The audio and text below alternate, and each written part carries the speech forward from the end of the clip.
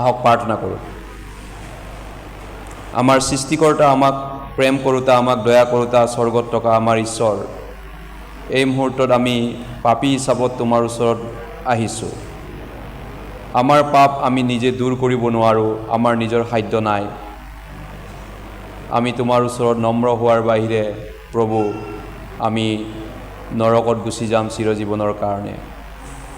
এই মুহূৰ্তত তুমি আমাক সহায় কৰা, আশীৰ্বাদ কৰা, যাতে তোমাৰ আচৰিত প্ৰেম অনুগ্ৰহ তোমাৰ বাক্যৰ যোগেদি আমি বুজি পাওঁ।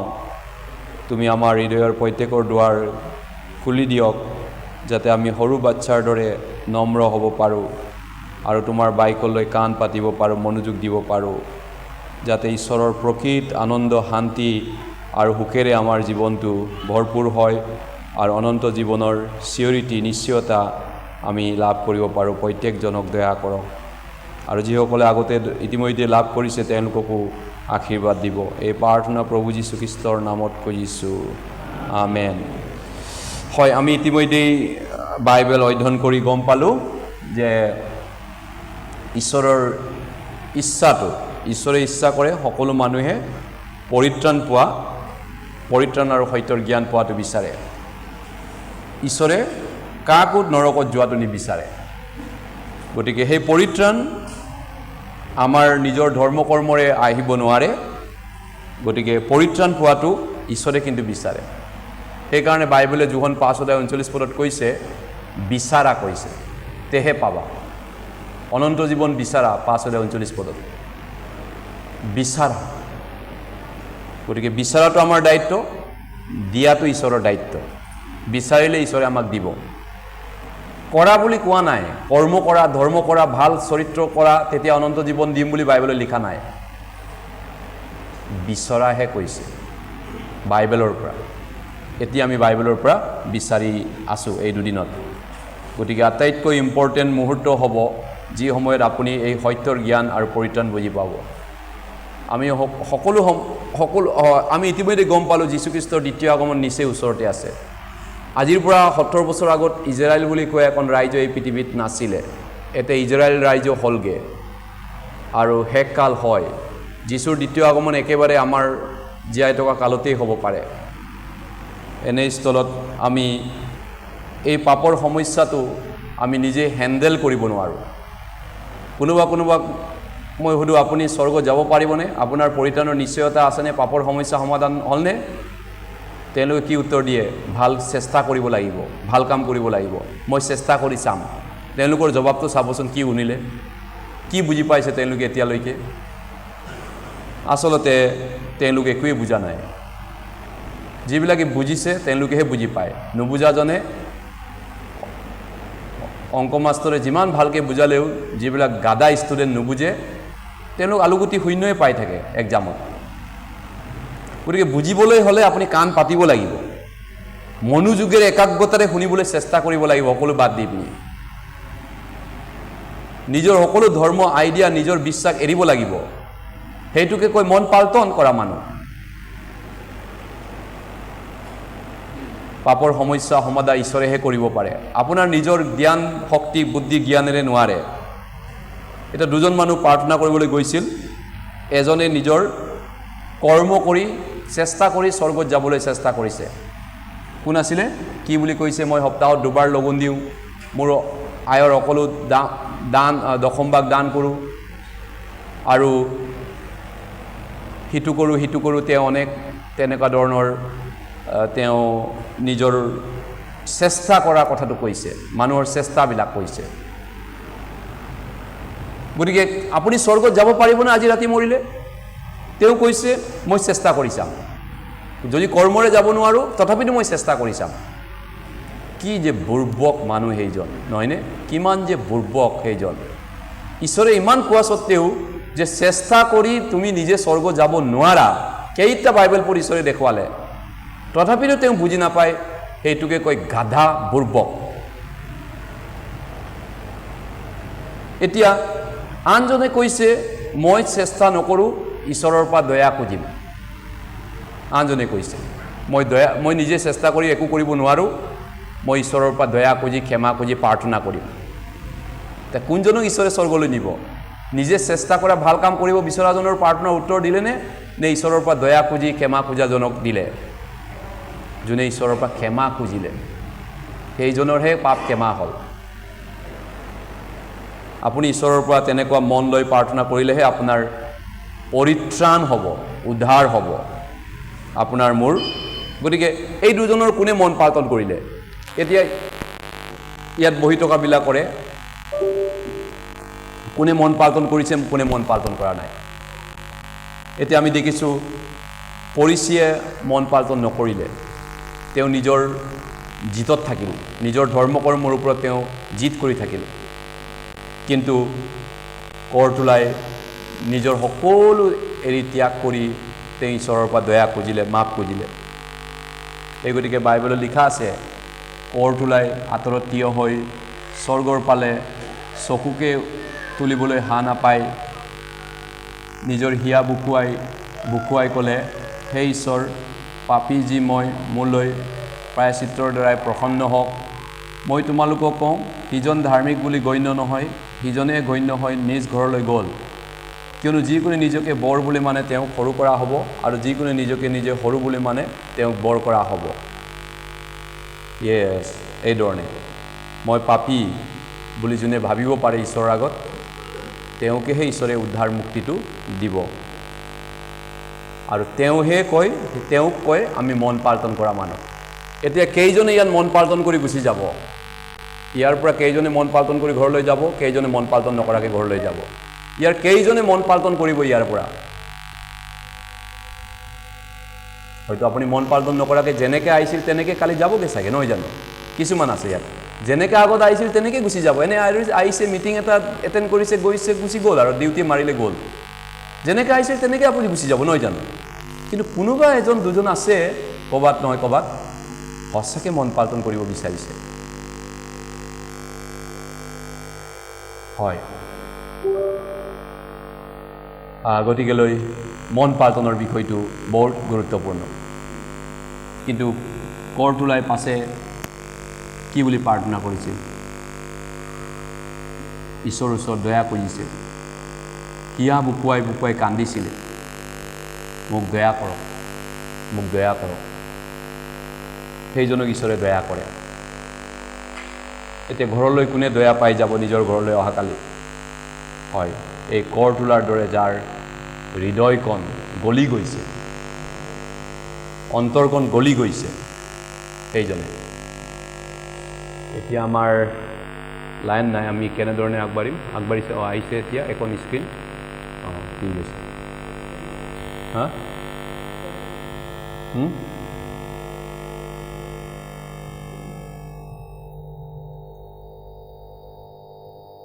গতিকে স্বৰ্গত কেনেকৈ যাব পাৰিব? কোনোবাই প্ৰশ্ন কৰিছে। আমি চবেই পাপী হিচাপতে যত্ন পালোঁ।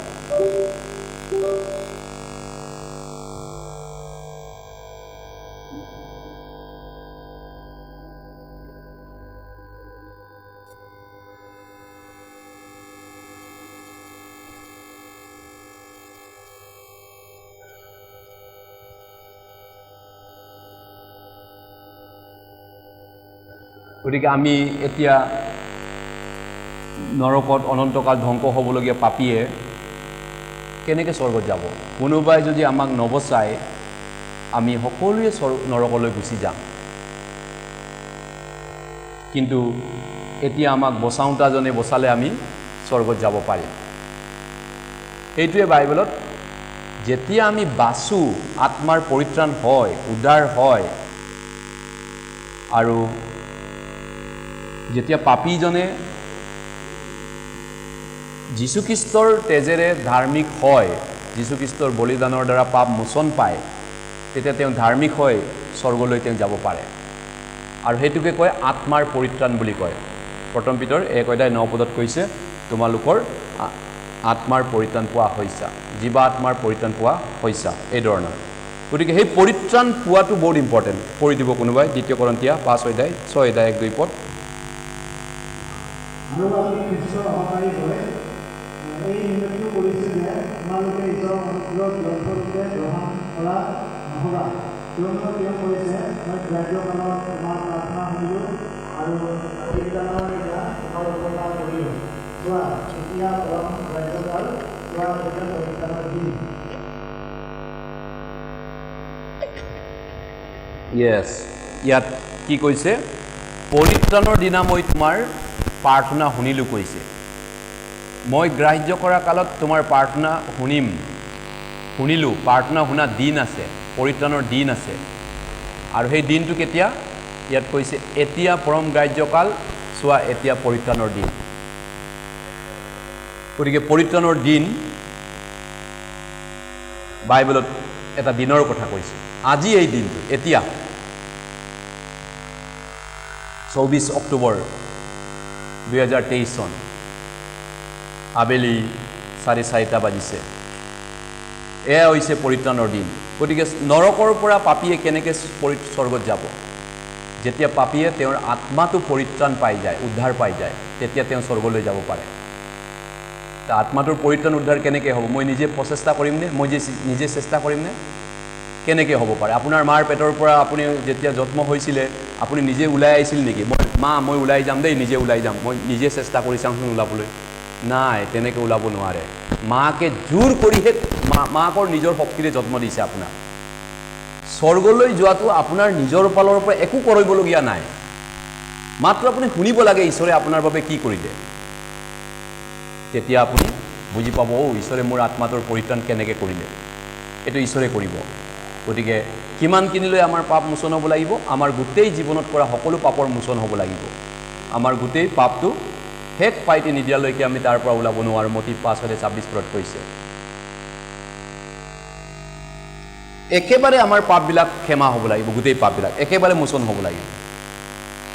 লোক 1:77 কৈছে, পাপ মোচন হোৱা যি পৰিত্ৰাণ, সেই পৰিত্ৰাণৰ জ্ঞান তেওঁৰ মানুহবিলাকক দিবলৈ। পৰিত্ৰাণৰ অৰ্থটো হৈছে পাপৰ পৰা ক্ষমা পোৱা, ভাল কাম কৰা নহয়।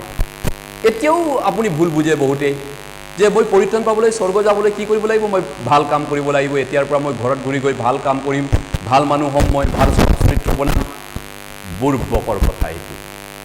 তেনেকুৱা কথা বাইবেলে কোৱা নাই। পাপ ক্ষমা পাব লাগিব আপুনি, তেহে স্বৰ্গত যাব। বাইবেলে এইটোৱে কৈছে। পাপ মোচন হ'ব লাগিব, ভাল কাম কৰি স্বৰ্গত যাবলৈ বাইবেলে কোৱা নাই আপোনাক। ক'ত লিখা আছে তেনেকুৱা বাইবেল? পাপ মোচন হ'ব লাগিব। এতিয়া পাপ কেনেকৈ মোচন হয়? আজি বাইবেলৰ জ্ঞানটো আমাক দিছে। বাইবেলৰ জ্ঞানৰ পৰা আমি শিকিবলৈ গৈ আছোঁ। ঈশ্বৰে কেনেকৈ পাপ ক্ষমা কৰে সেইটো বাইবেলৰ পৰা আমি শিকিবলৈ গৈ আছোঁ। সেইটোকে কৈ পৰিত্ৰাণ পোৱা। আমি যদি পাপ ক্ষমা পাওঁ, তেতিয়াহ'লে আমি পৰিত্ৰাণ, আত্মাৰ পৰিত্ৰাণ পাওঁ। আত্মাৰ পৰিত্ৰাণ।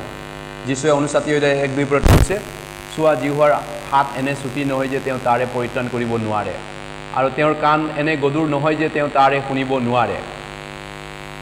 কিন্তু তোমালোকৰ অপৰাধবোৰে তোমালোকৰ ঈশ্বৰৰ পৰা তোমালোকক বিচ্ছেদ কৰিছে, আৰু তোমালোকৰ পাপবোৰে তোমালোকৰ পৰা তেওঁৰ মুখ ঢাকিছে, এই নিমিত্তে নুশুনে। এতিয়া ঈশ্বৰে আপোনাক কিয় বচাব নোৱাৰে? ঈশ্বৰ বহুত দুৰ্বল, তেনেকুৱা নহয়। ঈশ্বৰে মোৰ প্ৰাৰ্থনা কিয় নুশুনে? ঈশ্বৰৰ কাণটো কলা আছে, বোবা আছে, তেনেকুৱা নহয়। কিন্তু আপোনাৰ পাপৰ সমস্যাটো এতিয়াও সমাধান হোৱা নাই, আজিলৈকে সমাধান হোৱা নাই। এতিয়ালৈকে বৰ্তমানলৈকে আপোনাৰ পাপটো ঈশ্বৰৰ আগত আছে। যেনে ধৰক জিদ্দি কৰা পাপেই হওক, অহংকাৰ কৰা পাপেই হওক, নিজকে জানো বুলি ভবা পাপেই হওক, নিজকে ভাল কাম কৰিম বুলি ভাবি থকা পাপেই হওক, মই চেষ্টা কৰিম বুলি ভাবা, এইটো পাপ। মই চেষ্টা কৰিম ভাল কাম কৰি স্বৰ্গত, সেই ভাৱটো পাপ আছে বাইবেলৰ মতে। সেইটো যেতিয়া ত্যাগ কৰিব, সেইটোকে কয় মন পাল্টন কৰা মানুহ।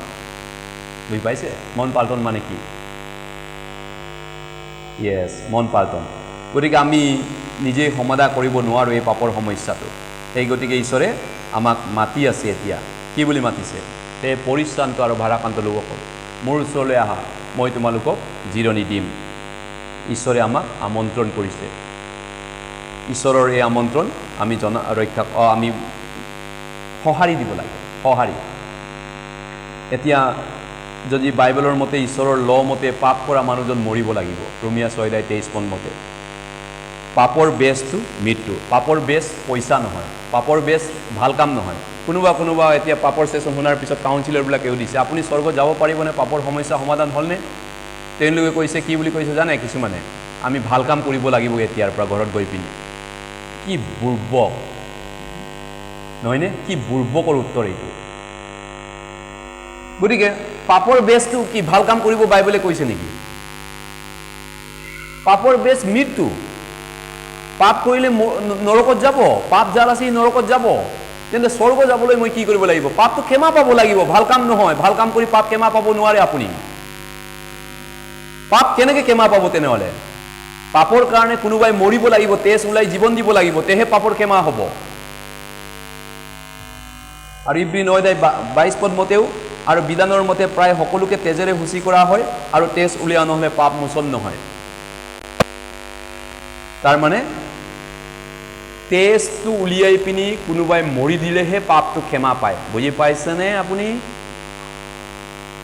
যে আপোনাৰ পাপটো যদি ক্ষমা পাব বিচাৰে ঈশ্বৰৰ ওচৰৰ পৰা তেন্তে কোনোবাই আপোনাৰ কাৰণে তেজ উলিয়াই মৰি দিলেহে ক্ষমা পাব ঈশ্বৰে কৈছে এইটো আন কোনো ৰাস্তা নাই আন কোনো ৰাস্তা নাই পঢ়ি দিবা লেবিয়া পুস্তক আমি একেলগে পঢ়িম লেবিয়া পুস্তক 17:11 পদ কিয়নো শৰীৰৰ প্ৰাণ তেজত থাকে আৰু তোমালোকৰ প্ৰাণ প্ৰায়শ্চিত্ত কৰিবৰ অৰ্থে মই সেই তেজ বেদীৰ ওপৰত দিবলৈ তোমালোকক দিলোঁ কিয়নো প্ৰাণৰ গুণে তেজে প্ৰায়শ্চিত্ত সাধক ইয়াত কৈছে আমাৰ শৰীৰৰ প্ৰাণটো তেজত আছে সেইকাৰণে তেজটো আপুনি ব্লিডিং হ'লে ৰখাব লাগিব ব্লিডিং হৈ আছে যদি ৰখাব নোৱাৰে মানুহজন মৰি যাব অলপ পাছত কাৰণ তেজ ওলাই যোৱা মানে মানুহটোৰ লাইফটোৱে গুচি যায় তাৰ মানে লাইফটো ক'ত আছিলে তেওঁৰ খুন ব্লাডত আছে কাৰণ সেইকাৰণে তলৰ লাইনত কৈছে আমাৰ প্ৰাণটোক বচাব পৰা পাপ ধুব পৰা আমাৰ প্ৰাণৰ পাপটো ধুব পৰা এটাই ৰাস্তা আছে তেজ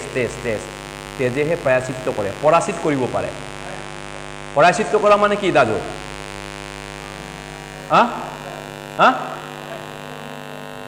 কি বস্তু পাপ ধোৱা কামটো আপুনি পাপ কেনেকৈ ধুব সেইটোৱে বাইবেলে কৈছে কেৱল তেজৰ দ্বাৰা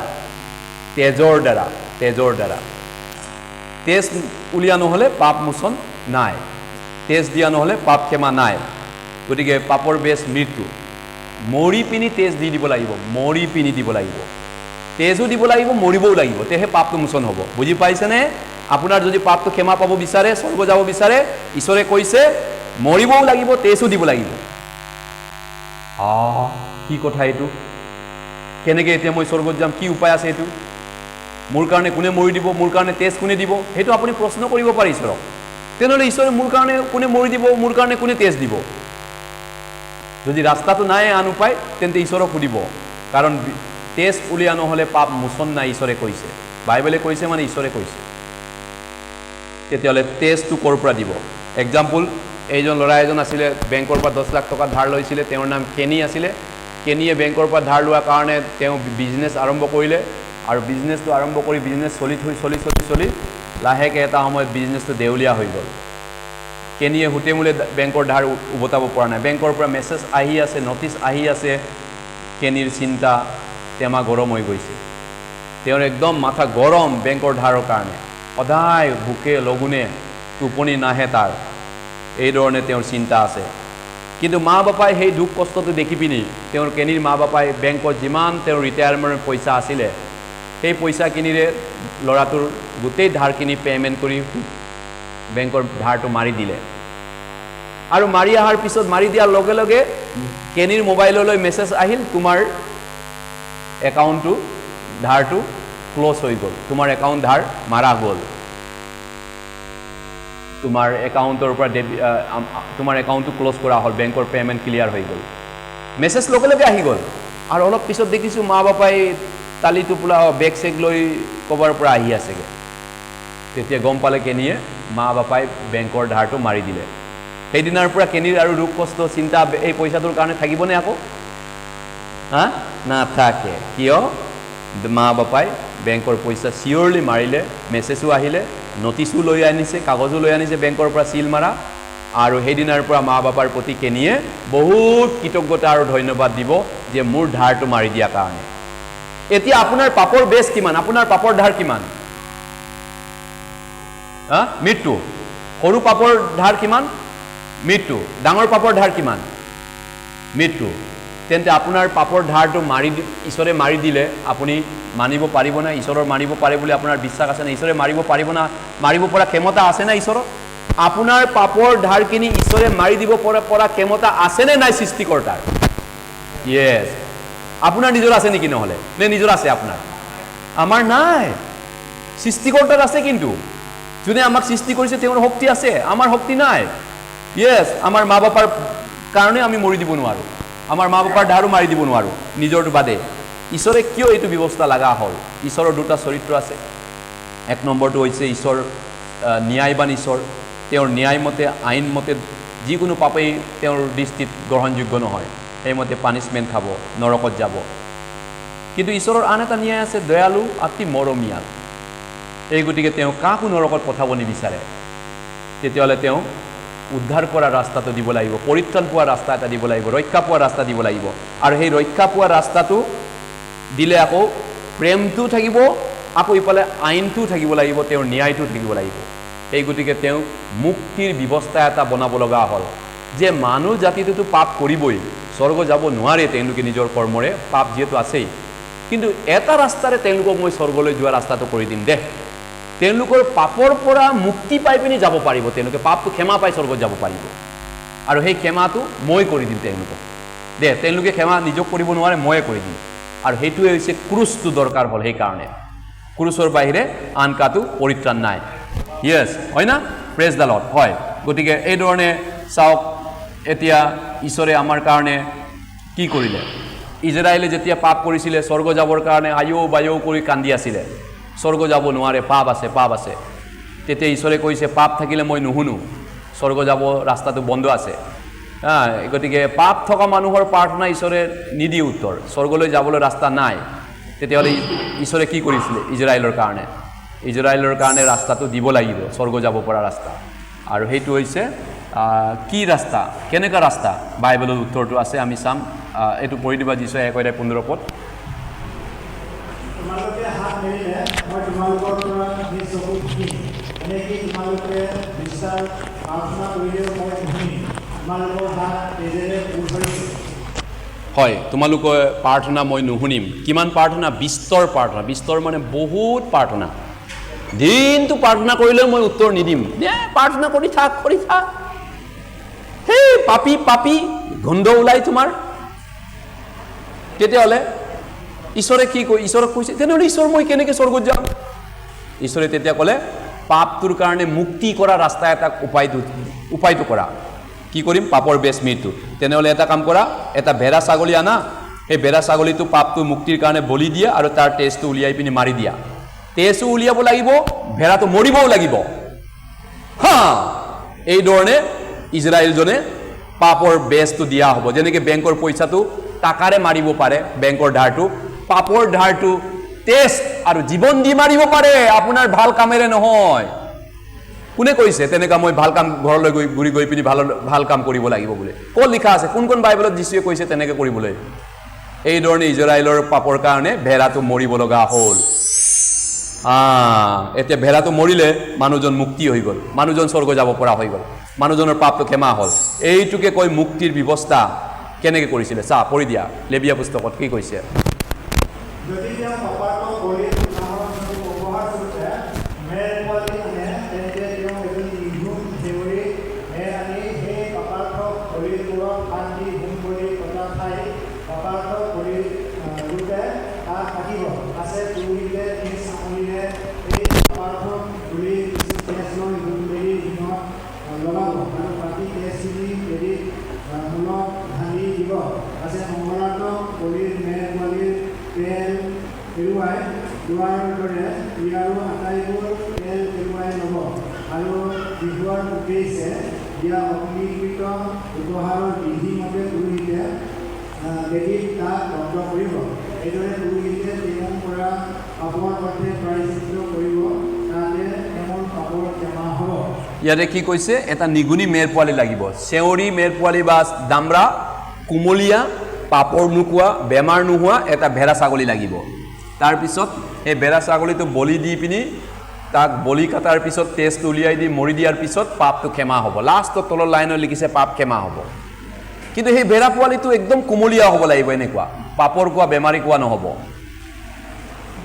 পাপটো ধাৰ মাৰি দিয়া এইটোৱে ধাৰ মাৰিব পাৰিব বেংকৰ পইচাটো বেংকৰ টাকাৰে ধাৰটো মাৰিব পাৰে ঈশ্বৰৰ আগত আপোনাৰ পাপৰ ধাৰখিনি আপোনাৰ ঘৰত গৈ পিনি ভাল কাম কৰি পিনি আপুনি মাৰিব নোৱাৰে আপোনাক তেনেকৈ বাইবেলে কোৱা নাই যীশুৱে কোৱা নাই তহঁতে কালি ঘৰত গৈ পিনি ভাল কাম কৰিলে তহঁতৰ পাপৰ ধাৰটো মাৰা যাব বুলি ঈশ্বৰে কৈছে নেকি কোন বাইবেলত কৈছে কোনজন যীশুৱে কৈছে তেনেকুৱা কথা ক'ত শুনিলে প্ৰথম যোৱাকালিৰ পৰা এতিয়ালৈকে কেতিয়া আমি তেনেকুৱা কথা কৈছোঁ এনেকুৱা ভেড়া লাগিব পাপটো মোচন কৰিবলৈ ইজৰাইলক কৈছিলে স্বৰ্গ যাব বিচাৰিলে এনেকুৱা চাপা বেৰা বুঢ়া বেৰা নহ'ব একদম নুমলীয়া কুমলীয়া বেৰা লাগিব এনেকুৱা হয় এই ধৰণৰ চাপা পাপটো ট্ৰেন্সফাৰ কৰি ল'ব লাগিব এই মানুহজনৰ পাপ আছে পাপটো ট্ৰেন্সফাৰ কৰিছে চাওক পাপটো ট্ৰেন্সফাৰ কৰিলে এই ট্ৰেন্সফাৰ হ'ল বেৰা লৈ গুচি গ'ল পুৰোহিতে প্ৰাৰ্থনা কৰাৰ লগে লগে ঈশ্বৰে ট্ৰেন্সফাৰ কৰি দিয়ে তাৰপিছত ভেড়াটোৱে পাপটো লৈছে এতিয়া মানুহজনৰ পাপটো ভেড়াই লয় যাৰ পাপ আছে সি মৰিব লাগিব এতিয়া ভেড়াৰ তাত পাপটো গ'ল ভেড়াটোক বলি দিব লাগিব ভেড়াটোৱে তেজ উলিয়াই পিনি মৰি দিব লাগিব এইটো আছিলে পাপ ক্ষমা পোৱা বিধি ইজৰাইল স্বৰ্গ যোৱা ৰাস্তাটো কি ৰহস্য নহয়নে নিগুৰ তত্ত্ব য়েছ নিগুৰ তত্ত্ব ইয়াতেই নিগুৰ তত্ত্বটো আছে ভেড়াটো মৰিল মানুহটোৰ জীৱনটোক বচাবলৈ মানুহটোৰ ধাৰটো মাৰা গৈ গ'ল এতিয়া ইজৰাইলৰ 1 বছৰৰ ধাৰ মাৰা গ'ল পাপৰ ধাৰ মাৰা গ'ল তেওঁ একো কৰা নাই বেৰাই কৰি দিছে পাপীজনে একো কৰা নাই বেৰাই চব কৰি দিলে অ' মাই গাড কাৰণ আমি একেলগে পঢ়িম ইব্ৰী 9:22 পদ আৰু বিধানৰ মতে প্ৰায় সকলোকে তেজেৰে শুচি কৰা হয় আৰু তেজ উলিওৱা নহ'লে পাপ মোচন নহয় য়েছ এতিয়া তেজ উলিওৱা হ'লে পাপ মোচন হয় আন ভাষাত আপুনি ক'ব তেজ উলিয়ালে ঈশ্বৰে পাপ মোচন কৰি দিয়ে আপোনাক কোনে কৈছে ভাল কাম কৰিলে ভাল চৰিত্ৰ হ'লে ভাল মানুহ হ'লে আপোনাৰ পাপ ক্ষমা কৰিব বুলি কেতিয়া কৈছে কোনজন ঈশ্বৰে কৈছে তেনেকুৱা কোন বাইবেলত লিখা আছে তাৰ বদলি এইটো মুখস্থ কৰি থকা আপুনি জিন্দগী কামত আহিব নিজৰ মনত ভৰসা কৰাটো বুৰ্বক অজ্ঞান বুলি বাইবেলত কৈছে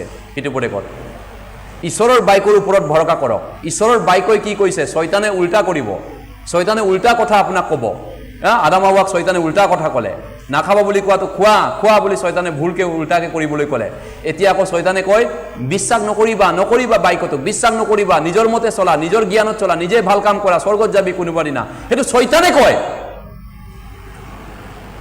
গতিকে ঈশ্বৰৰ বাক্যই কৈছে তেজ উলিয়া হ'লে আপুনি স্বৰ্গত যাব অ' মাই গড তেজ উলিয়াব লাগিব ইজৰাইলৰ পাপৰ কাৰণে এনেধৰণে বেৰা ছাগলীটোত তেজটো দিব লগা হ'ল এইয়া বেৰা ছাগলীটো তেজটো দিছে চাওক এইধৰণে ইজৰাইলৰ কাৰণে বেৰা ছাগলী তেজ দি পাপটো মোচন কৰিলে এইটো কি কৈছে লেবিয়া পুস্তকত 25 পদত সপ্তম মাহৰ 10ম দিনা কৈছে জুলাই মাহৰ 10 তাৰিখত এটা বিশেষ দিন আছিলে তেওঁলোকৰ যদি প্ৰত্যেকজন ইজৰাইলে এটা ভেড়া কাটি থাকে ছাগলী কাটি থাকে পাৰ কাটি থাকে আৰু গৰু পোৱালি দি থাকে বছৰে প্ৰতি সবে যদি নিজৰ বলি দি থাকে তেতিয়াহ'লে ইজৰাইলত গৰু শেষ হৈ যাব পাৰ পোৱালি শেষ হ'ব কপৌ চৰাই পোৱালি শেষ হ'ব ভেড়া ছাগলী শেষ হ'ব সব খতম নাইকিয়া হৈ যাব তেতিয়াহ'লে ঈশ্বৰে এটা উপায় দিলে গোটেই জাতিটোৰ কাৰণে বছৰেকত এবাৰ এটা বলি দিলেই হ'ব হয় এটা বলি বছৰেকৰ ভিতৰত এবাৰ দিবলৈ ক'লে আৰু সেইটো হৈছে জুলাই মাহৰ 10 তাৰিখত এইটো মহা প্ৰায়চিত্ৰৰ দিন প্ৰায়চিত্ৰ মানে কি ক'লো প্ৰায়চিত্ৰ মানে কি পাপ ধোৱা য়েছ জুলাই মাহৰ 10 তাৰিখত পাপটো ধুবৰ কাৰণে এটা ভেড়া আনিব লাগিব জাতিটো গোটেই জাতিটো এটা দিনতে হ'ব এটা ভেড়াই হ'ব গোটেই জাতিটোৰ কাৰণে এটা ভেড়াই হৈ বলিটো কাটিব আৰু এইটো মচিয় যিজন মচিয় আহিব ভৱিষ্যতে তাৰ ছায়াটো আছিলে মচিয় যে আহিব মানৱ জাতিৰ পাপ জুলাই মাহৰ 10 তাৰিখত এইটো মৰিছিলে আৰু সেই দিনটো আছিলে মহাপ্ৰায়চিত্ত পোৱা দিন বছৰৰ ভিতৰত এবাৰ কৰিব লাগিব ইয়াত কৈছে বছৰৰ ভিতৰত এবাৰ লেবিয়া পুস্তক 16:34 পদত কৈছে এক বছৰত এবাৰ বলিটো দিব লাগিব মহাপ্ৰায়চিত্ৰৰ বলিটো বছৰৰ ভিতৰত এবাৰ এই ধৰণে গতিকে ইজৰাইলে বছৰে এই ধৰণে বলি দি আছিল কেনেকা জেগা দিছিলে কেনেকা ধৰণে হয় এইটো জেগা এইটো হাইকাট কৰা তম্বু বুলি কয় পুৰণা নিয়মত যে বলি কাটা জেগাটো ঈশ্বৰক লগ কৰা জেগাটো এইটো এনেকুৱা আছিলে এনেকুৱা এইটো টাবাৰনাকল বুলি ইংৰাজীত কয় টাবাৰনাকল অসমীয়াত ধৰ্মধাম বা অসমীয়া বাইবেলত কি লিখা আছে জানেনে ধৰ্মধাম বা হাইকাট কৰা তম্বু হাইকাট মানে ঈশ্বৰক হাইকাট কৰা লগ কৰা জেগাটো ইয়াতে বলি দিব লাগিব, য'ত নহয়। ইয়াত বলি দিয়াৰ পিছত ইজৰাইলৰ পাপটো মোচন হৈ যাব এনেধৰণে। য়েছ, তেজটো দিয়াৰ পিছত তেজটো যেতিয়া ছটিয়াই দিব, বাকীবিলাক নাড়ী বুঢ়ীবিলাক জ্বলাই দিব বেদীত, তাৰপিছত ভিতৰত তেজটো ছটিয়াই দিব। ইয়াত তেজটো ছটিয়াই দিয়াৰ লগে লগে পাপটো মোচন হৈ যায়। হৈ গ'ল, ইমানে কাম। ইজি, বহুত ইজি। স্বৰ্গ যাবলৈ ইমান ইজি? বহুত। কিছুমান মানুহৰ বাবে স্বৰ্গ যাবলৈ বহুত জটিল, ইমান কষ্ট কৰিব লাগিব, ইমান কাম কৰিব লাগিব। বুৰ্বকৰ কথা সেইটো। স্বৰ্গ যাবলৈ ইমান কষ্ট বুলি কোন বাইবেলত লিখা আছে? এই তেজটো ছটিয়াই দিয়াৰ লগে লগে পাপ খতম। তেজটো ছটিয়াই দিয়াৰ লগে লগে পাপ শেষ, গ'ল। পাপ ক্ষমা হ'ব। ক্ষমা হ'ল। কোনে কৈছে? ঈশ্বৰৰ বাক্যই কৈছে, ঈশ্বৰে কৈছে। ঈশ্বৰে যদি ক্ষমা হ'ল বুলি কৈছে, ফিনিছ। বেংকে যদি ধাৰ মাৰা গ'ল বুলি মেছেজ দিছে, ফিনিছ।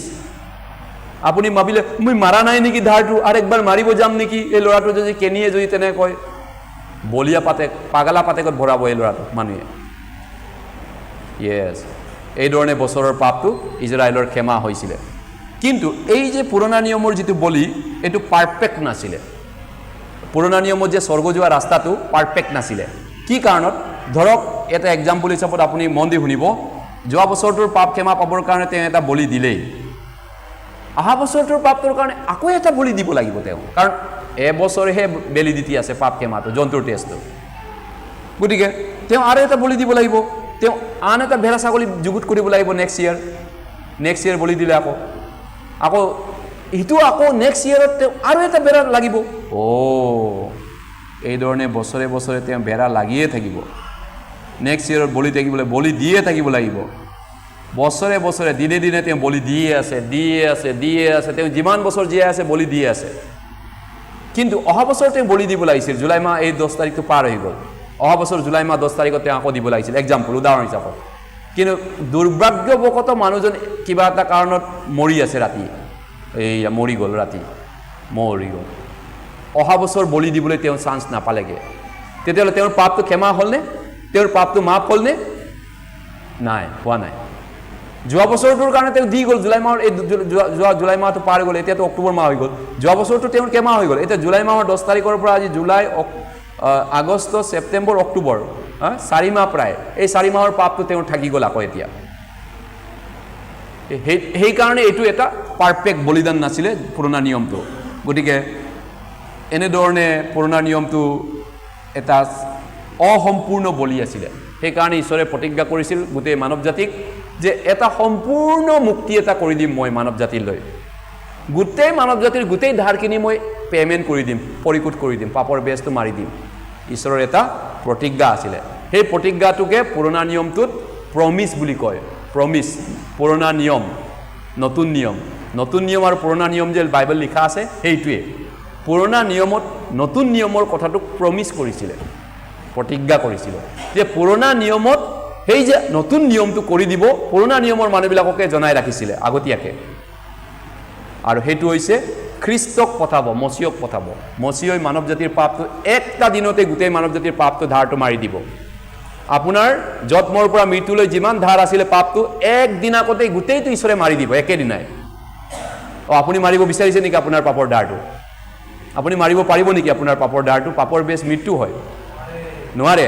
তেতিয়াহ'লে ঈশ্বৰে মাৰিব পাৰেনে? সৃষ্টিকৰ্তাই আপোনাৰ পাপৰ ধাৰ গোটেই বিশ্বৰটো একেদিনাই মাৰিব পাৰেনে? পাৰে। ঈশ্বৰ যদি সৃষ্টিকৰ্তা হয় তেওঁ পাৰে মাৰিব। গতিকে এইধৰণে তেওঁ এটা জিহুৱা ঈশ্বৰে কি কৰিলে?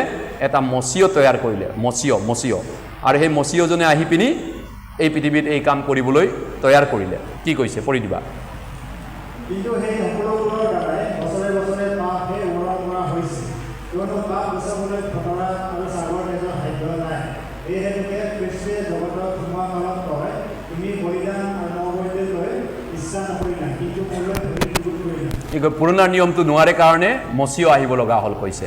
পুৰণা নিয়মে বছৰে বছৰে সোঁৱৰাই থাকে, সেইকাৰণে মচিয় যীশুখ্ৰীষ্ট শৰীৰ লৈ ইয়াতে বডি এটা আহিব লগা হ'ল। ঈশ্বৰে এটা শৰীৰ তৈয়াৰ কৰিলে। পুৰণা নিয়মৰ এইটো প্ৰতিজ্ঞা কৰিছিল যে এজন মচিয় আহিব মানৱ জাতিক বচাবলৈ, স্বৰ্গৰ পৰা মোৰ দৰে এজন পাপীক বচাবলৈ মোৰ বদলি আহিব।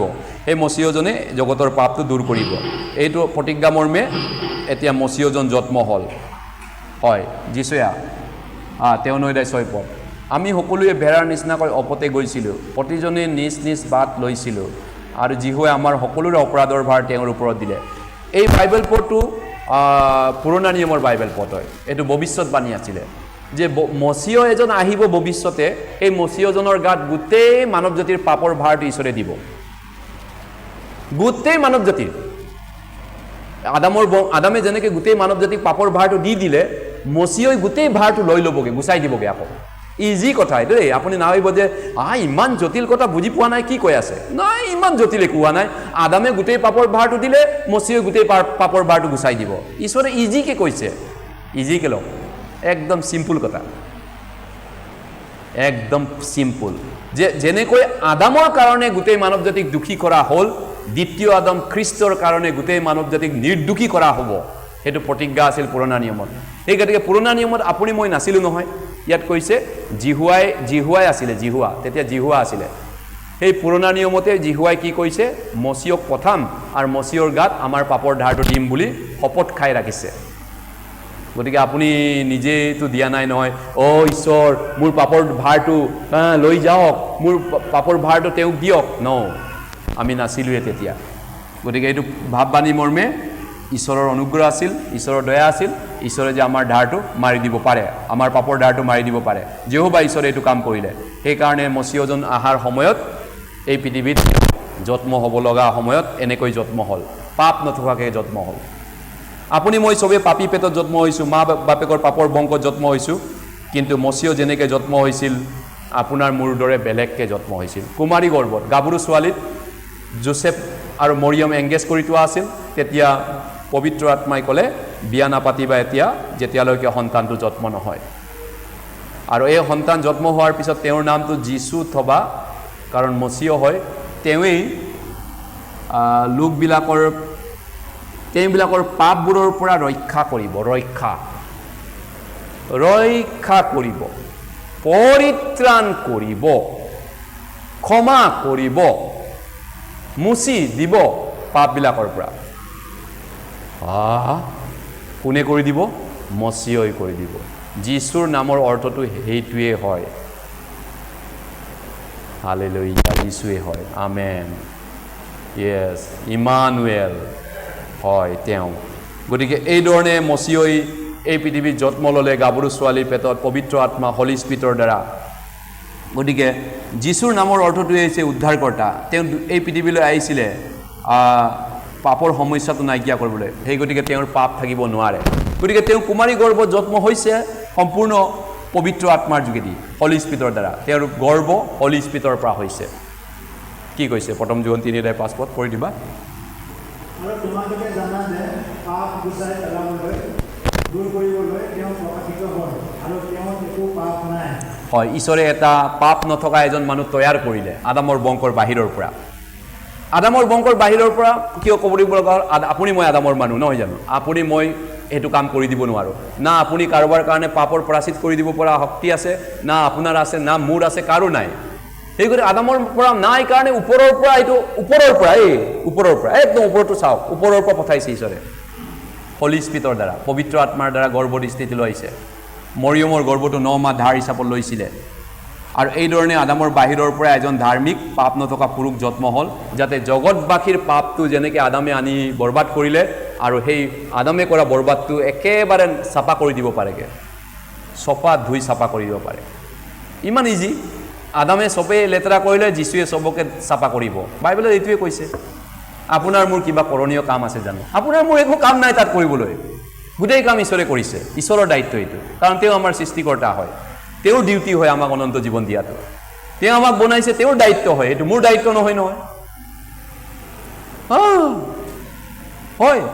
গতিকে প্ৰথম তিমথীয়ে সেইকাৰণে 1:15 কৈছে, পাপী লোকৰ পৰিত্ৰাণ কৰিবৰ কাৰণে যীশুখ্ৰীষ্ট যে জগতলৈ আহিল, পাপী লোকৰ পৰিত্ৰাণ কৰিবৰ কাৰণে। যীশুখ্ৰীষ্ট এই পৃথিৱীত কিয় আহিছিল? পাপী মানুহক পৰিত্ৰাণ, স্বৰ্গত যোৱা কৰিবলৈ। কিছুমানে ভাবে যীশুৱে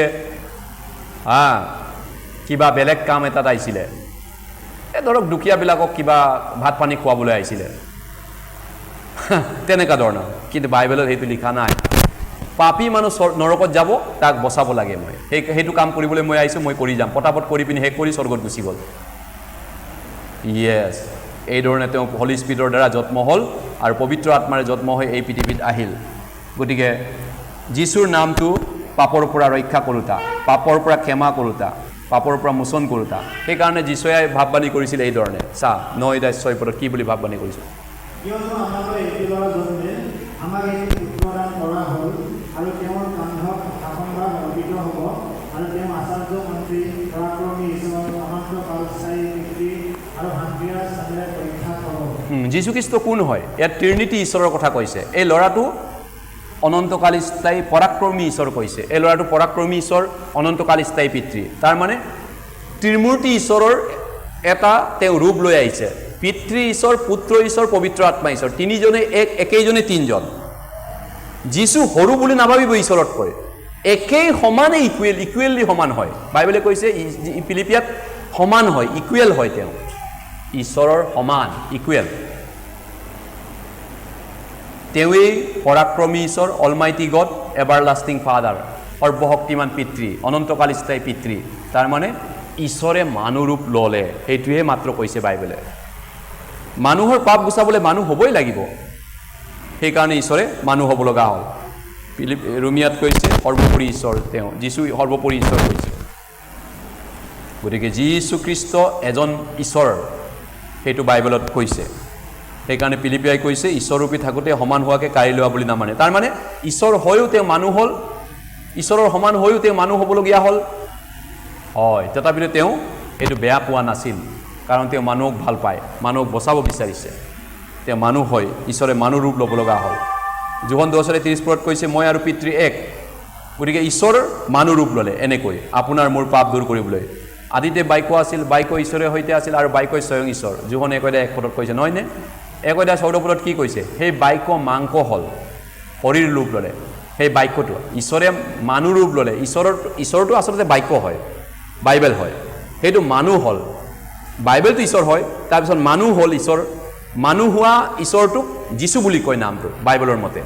ঈশ্বৰ, বাইবেলটো ঈশ্বৰ হয়, আৰু যিটো সেই বাক্যটো মানুহ হ'ল, এইটো যীশু হ'ল, আৰু অনুগ্ৰহ আৰু সত্যতাৰে আমাৰ মাজত বসতি কৰিলে। আমেন। সেইকাৰণে যীশুৱে কৈছিলে ময়ে বাট, সত্য আৰু জীৱন, মোৰ যোগেদি নগ'লে পিতৃৰ ওচৰলৈ কোনো নাযায়। তাৰমানে যীশুৱেই হৈ সেইটো ঈশ্বৰজন, তেওঁৰ বাহিৰে আন কোনো নাই। তেওঁৱেই সৃষ্টিকৰ্তা, সেই ওপৰৱালাজন মানুহৰূপে আহি গ'ল, পৃথিৱীত আহিব লগা হ'ল। হয়, তেওঁৰ বাহিৰে আন কোনো ৰাস্তা নাই।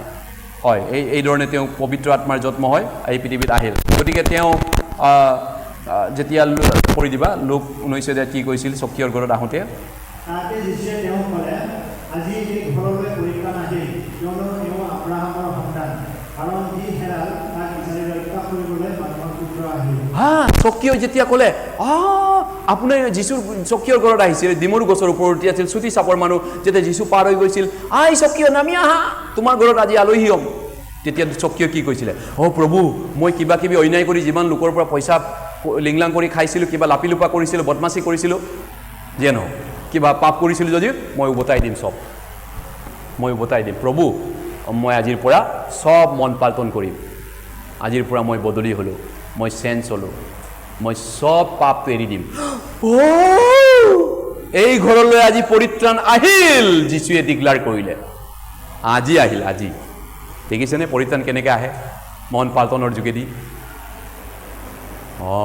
বুজি পাইছে? মন পাল্টনৰ যোগেদি পৰিত্ৰাণ আহে। য়েছ, কাৰণ যি হেৰাল তাক ৰক্ষা কৰিবলৈ মানুহৰ পুত্ৰ আহিল, এওঁ আব্ৰামৰ সন্তান। আৰু যীশুৱে 4 দিন মৰা লাজাৰক জি তুলিছিল। সেইকাৰণে তেওঁ কৈছে যোনে জীয়াই মোক বিশ্বাস কৰিলে তেওঁ মৰিলেও আকৌ জীৱগে। য়েছ, এইটো ৰহস্য বিশ্বৰ। এই পাৱাৰক কোনেও কাটিব নোৱাৰে, মৰিলেও আকৌ জীৱ। যীশুৰ বাহিৰে এইটো পাৱাৰ কাৰো নাই, কোনেও সেইটো প্ৰতিজ্ঞা দিব নোৱাৰে। য়েছ, যীশুখ্ৰীষ্ট মৰিয়মৰ গৰ্ভৰ পৰা পবিত্ৰ আত্মাৰে জন্ম হ'ল। গতিকে তেওঁ এনেকৈ হ'ল। পাচনি কৰ্ম 4:12 কি কৈছে? পঢ়ি দিয়া। আৰু আন কাকো পৰিত্ৰাণ নাই, কিয়নো যাৰে আমি পৰিত্ৰাণ পাব লাগে, স্বৰ্গৰ তলত মানুহৰ মাজত দিয়া এনে আন কোনো নাম নাই। য়েছ কৈছে চেলভেশ্যন, পৰিত্ৰাণ আন কাতো নাই কৈছে। কেৱল মাত্ৰ যীশুখ্ৰীষ্টৰ বাহিৰে আমি উদ্ধাৰ পোৱা ৰাস্তা ক'তো নাই। যীশুখ্ৰীষ্টৰ বাহিৰে আমি পাপৰ পৰা ন্যায্য পোৱা ৰাস্তা ক'তো নাই গতিকে আমি কি কৰিব লাগিব যীশুক বিশ্বাস কৰিব লাগিব উদ্ধাৰকৰ্তাজনক বিশ্বাস কৰিব লাগিব এই উদ্ধাৰকৰ্তাজনৰ পুৰণা নিয়মৰ উদ্ধাৰকৰ্তাজনক মছিয় বুলি কৈছিলে হিব্ৰু ভাষাত ইংৰাজীত খ্ৰাইষ্ট বুলি অনুবাদ কৰিছে তেওঁ আমাৰ কাৰণে কি কাম কৰিলে আমি বুজি পাব লাগিব ইয়েছ এই আছা আমাৰ পাপৰ বুজাটো চা এই মছিয়ক ওপৰত ঈশ্বৰে দিছে এই মছিয়ক দিলে আপুনি দিলে না আপুনি কিবা এটা কৰিলে না সেইদিনাখন যেতিয়া ঈশ্বৰে দি দিছিলে মানৱ জাতিৰ পাপৰ বুজাটো হয় আপুনি আছিল জানো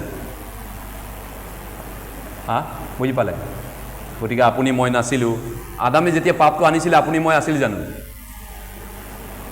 নাছিলতো এতিয়া আপোনাৰ মোৰ পাপৰ বুজাটো যীশুৰ গাত ঈশ্বৰে যেতিয়া পুৰণা নিয়মতে দি ৰাখিছে প্ৰতিজ্ঞা কৰি ৰাখিছে দিলে আপুনি মই নাছিলোঁ এতিয়া ঈশ্বৰৰ এইটো মৰম হয় ঈশ্বৰৰ দয়া হয় যে ঈশ্বৰে আমাৰ প্ৰতি এনেকুৱা মৰম দয়া কৰিলে গতিকে এতিয়া আমি বাইবেলৰ পৰা এটা পদ চাম যিচয়া বাইবেল মেলিব 53 অধ্যায়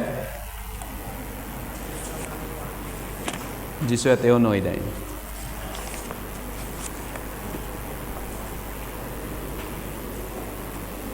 ভাগৰ লাগিছে নেকি আপোনালোকৰ ভাগৰ লাগিলে মালিচ কৰা আৰম্ভ কৰিব লাগিব মালিচ কৰি দিয়া মানুহ আছে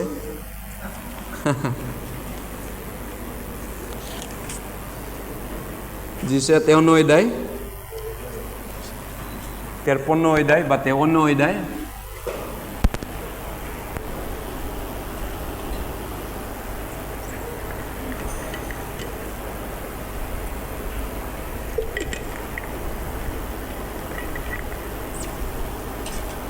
ইয়েস আমি একেলগে পড়িম যিচয়া 53 অধ্যায়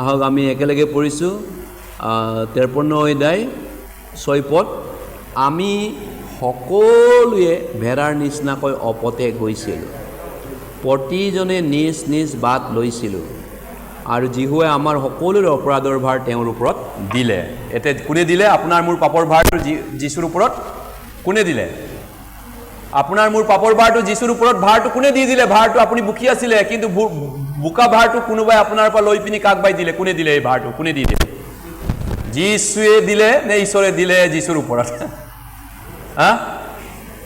ঈশ্বৰে যীশুৰ ওপৰত দিলে নহয় জানো একেটাই কথা যীশুৱে ল'লে আমাৰ পাপৰ ভাৰটো এতিয়া আপুনি কোনোবা এতিয়াও বুকি আছে নেকি নিজৰ পাপৰ ভাৰ বুকি থকা মানুহ আছে নেকি ইয়াত হাত দাঙিব কোনে নিজৰ পাপৰ ভাৰটো বুকি আছে নেকি আমাৰ মাজত নিজে মই ভাল কাম কৰিমগে মই পাপৰ ভাৰটো মই ভাল কাম কৰি পিনি পুণ্য কৰিব লাগিব তেনেকুৱা মানুহ আছে নেকি আমাৰ মাজত ইয়াত বুজি পোৱা নাই গতিকে ঈশ্বৰে আপোনাৰ পাপৰ ভাৰটো যীশুৰ ওপৰত দিলে গতিকে এতিয়া আপুনি আকৌ দাঙিব বিচাৰিছে নেকি সেইকাৰণে যীশু অহা সময়ত জন বাপ্তাইজকে কি বুলি যীশুক পৰিচয় কৰি দিছিল চা পঢ়ি দিয়া যোহন 1:29 পদ পাঁচদিনা তেওঁৰ ওচৰলৈ যীশুক অহা দেখি তেওঁ ক'লে জগতৰ পাপ নিউতা ঈশ্বৰৰ মেৰ পোৱালীক চোৱা ইয়েছ জগতৰ পাপ নিউতা ঈশ্বৰৰ মেৰ পোৱালী কাৰ পাপ নিউতা জগতৰ জগত জগত মানে কি গোটেই মানৱ জাতিটো বিশ্ববাসীৰ নহয় জানো গোটেই বিশ্ববাসীৰ পাপটো এতিয়া কাৰ হাতত আছে কাৰ পিঠিত আছে কাৰ শৰীৰত আছে যীশুৰ পিঠিত ইয়েছ ঈশ্বৰৰ মেৰ পোৱালীক চোৱা বুলি কৈছে ঈশ্বৰৰ মেৰ পোৱালী খ্ৰীষ্টে আমাৰ জগতৰ পাপৰ ভাৰটো লৈ গৈছে লৈ ল'লে আপোনাৰ মোৰ পাপৰ ভাৰ লৈছে আপোনাৰ অতীতৰ পাপৰ ভাৰটো খ্ৰীষ্টে লৈছে খ্ৰীষ্টক দিছে ঈশ্বৰে বৰ্তমান পাপখিনি দিছে ভৱিষ্যত যিটো কৰা নাই সেই পাপখিনিও তেওঁকে দি দিছে দায়িত্বটো ল'বলৈ যিবিলাক কৰিলে সেই পাপৰ দায়িত্ব আপুনি যিবিলাক আজিলৈকে যিমান পাপ কৰিলে সেইটো খ্ৰীষ্টক দায়িত্বটো দিছে চম্ভালিবলৈ আৰু বৰ্তমান যিটো পাপ কৰি আছে সেইটোকে খ্ৰীষ্টক চম্ভালিবলৈ ঈশ্বৰে দায়িত্বটো দিছে আৰু ভৱিষ্যতে যিবিলাক কৰিব সেইবিলাকো চম্ভালাটো খ্ৰীষ্টৰ ডিউটি আপোনাৰ নহয়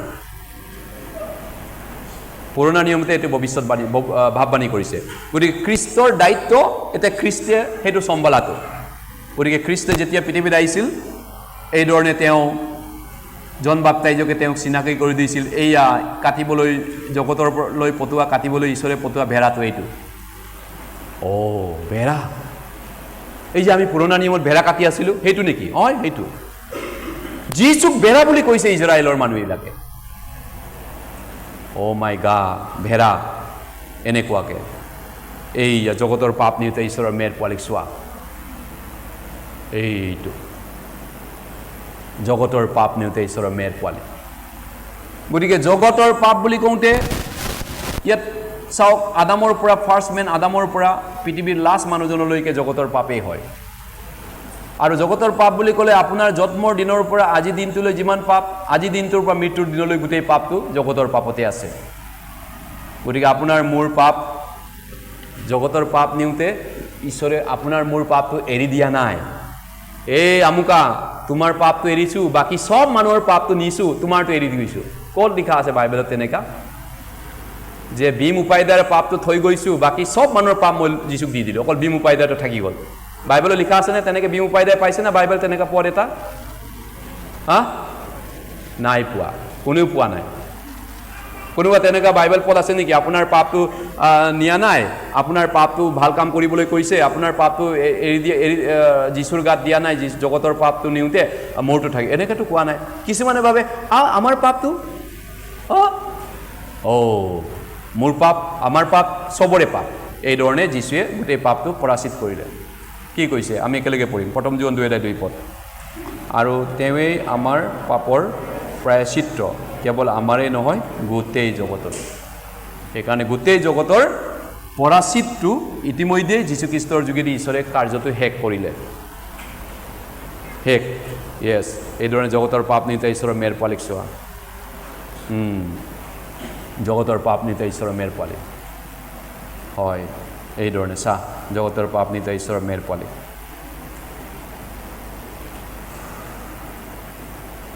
যীশুৱে 93:6 কৈছে যীশুক আমাৰ অধৰ্মবোৰৰ নিমিত্তে কোচা হ'ল যীশুক আমাৰ পাপবোৰৰ নিমিত্তে গুৰি কৰা হ'ল আমাৰ শান্তিজনক শাস্তি যীশুৰ ওপৰত পৰিল আৰু তেওঁৰ গাৰ সাজ বোৱা কোবৰ দ্বাৰাই আমি সুস্থ হ'লোঁ এইটো 700 বছৰ আগত পুৰণা নিয়মত ভাৱবাণী কৰিছিল যীশু খ্ৰীষ্ট মৰাৰ 700 বছৰ আগত যীশুৰ মৃত্যুৰ 700 বছৰ আগত এইটো ভৱিষ্যতবাণী কৰা আছিল যে যীশুৰ মৃত্যুটো মানৱ জাতিৰ পাপৰ কাৰণেহে মৰি দিব তেওঁ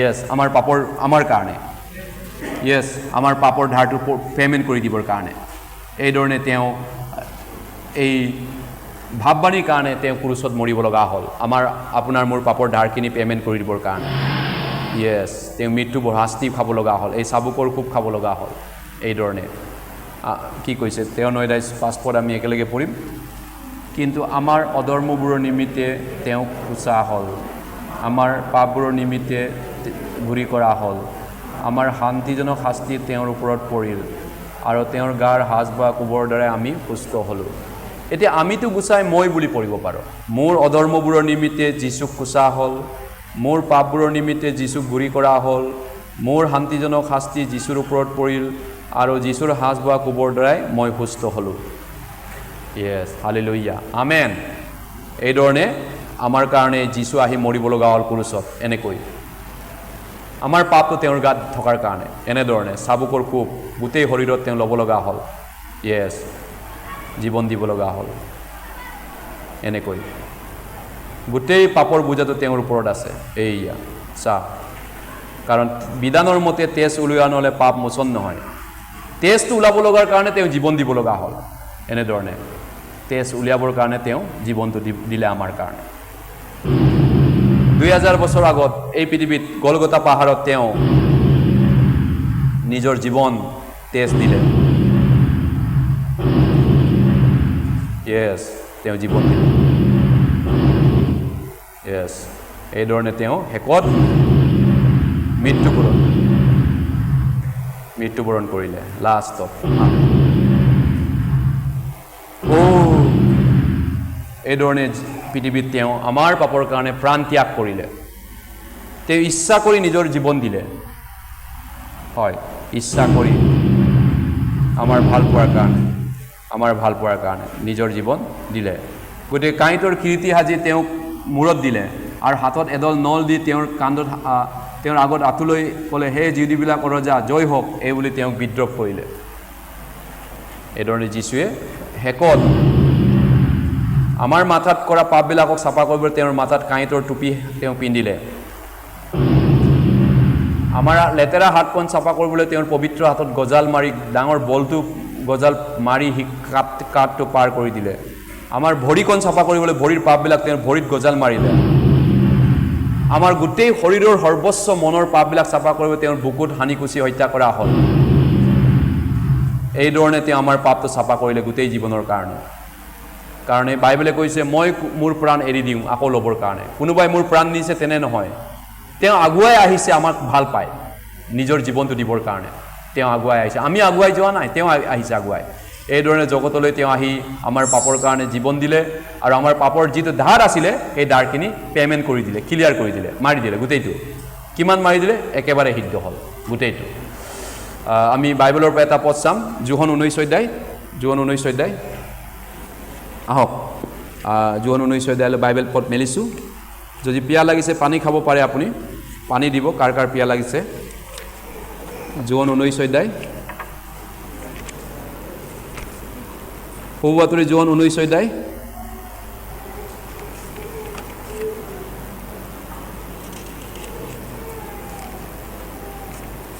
ত্ৰিশ পদ। আহক 19 অধ্যায় 30 পদটো মেলিছোঁ।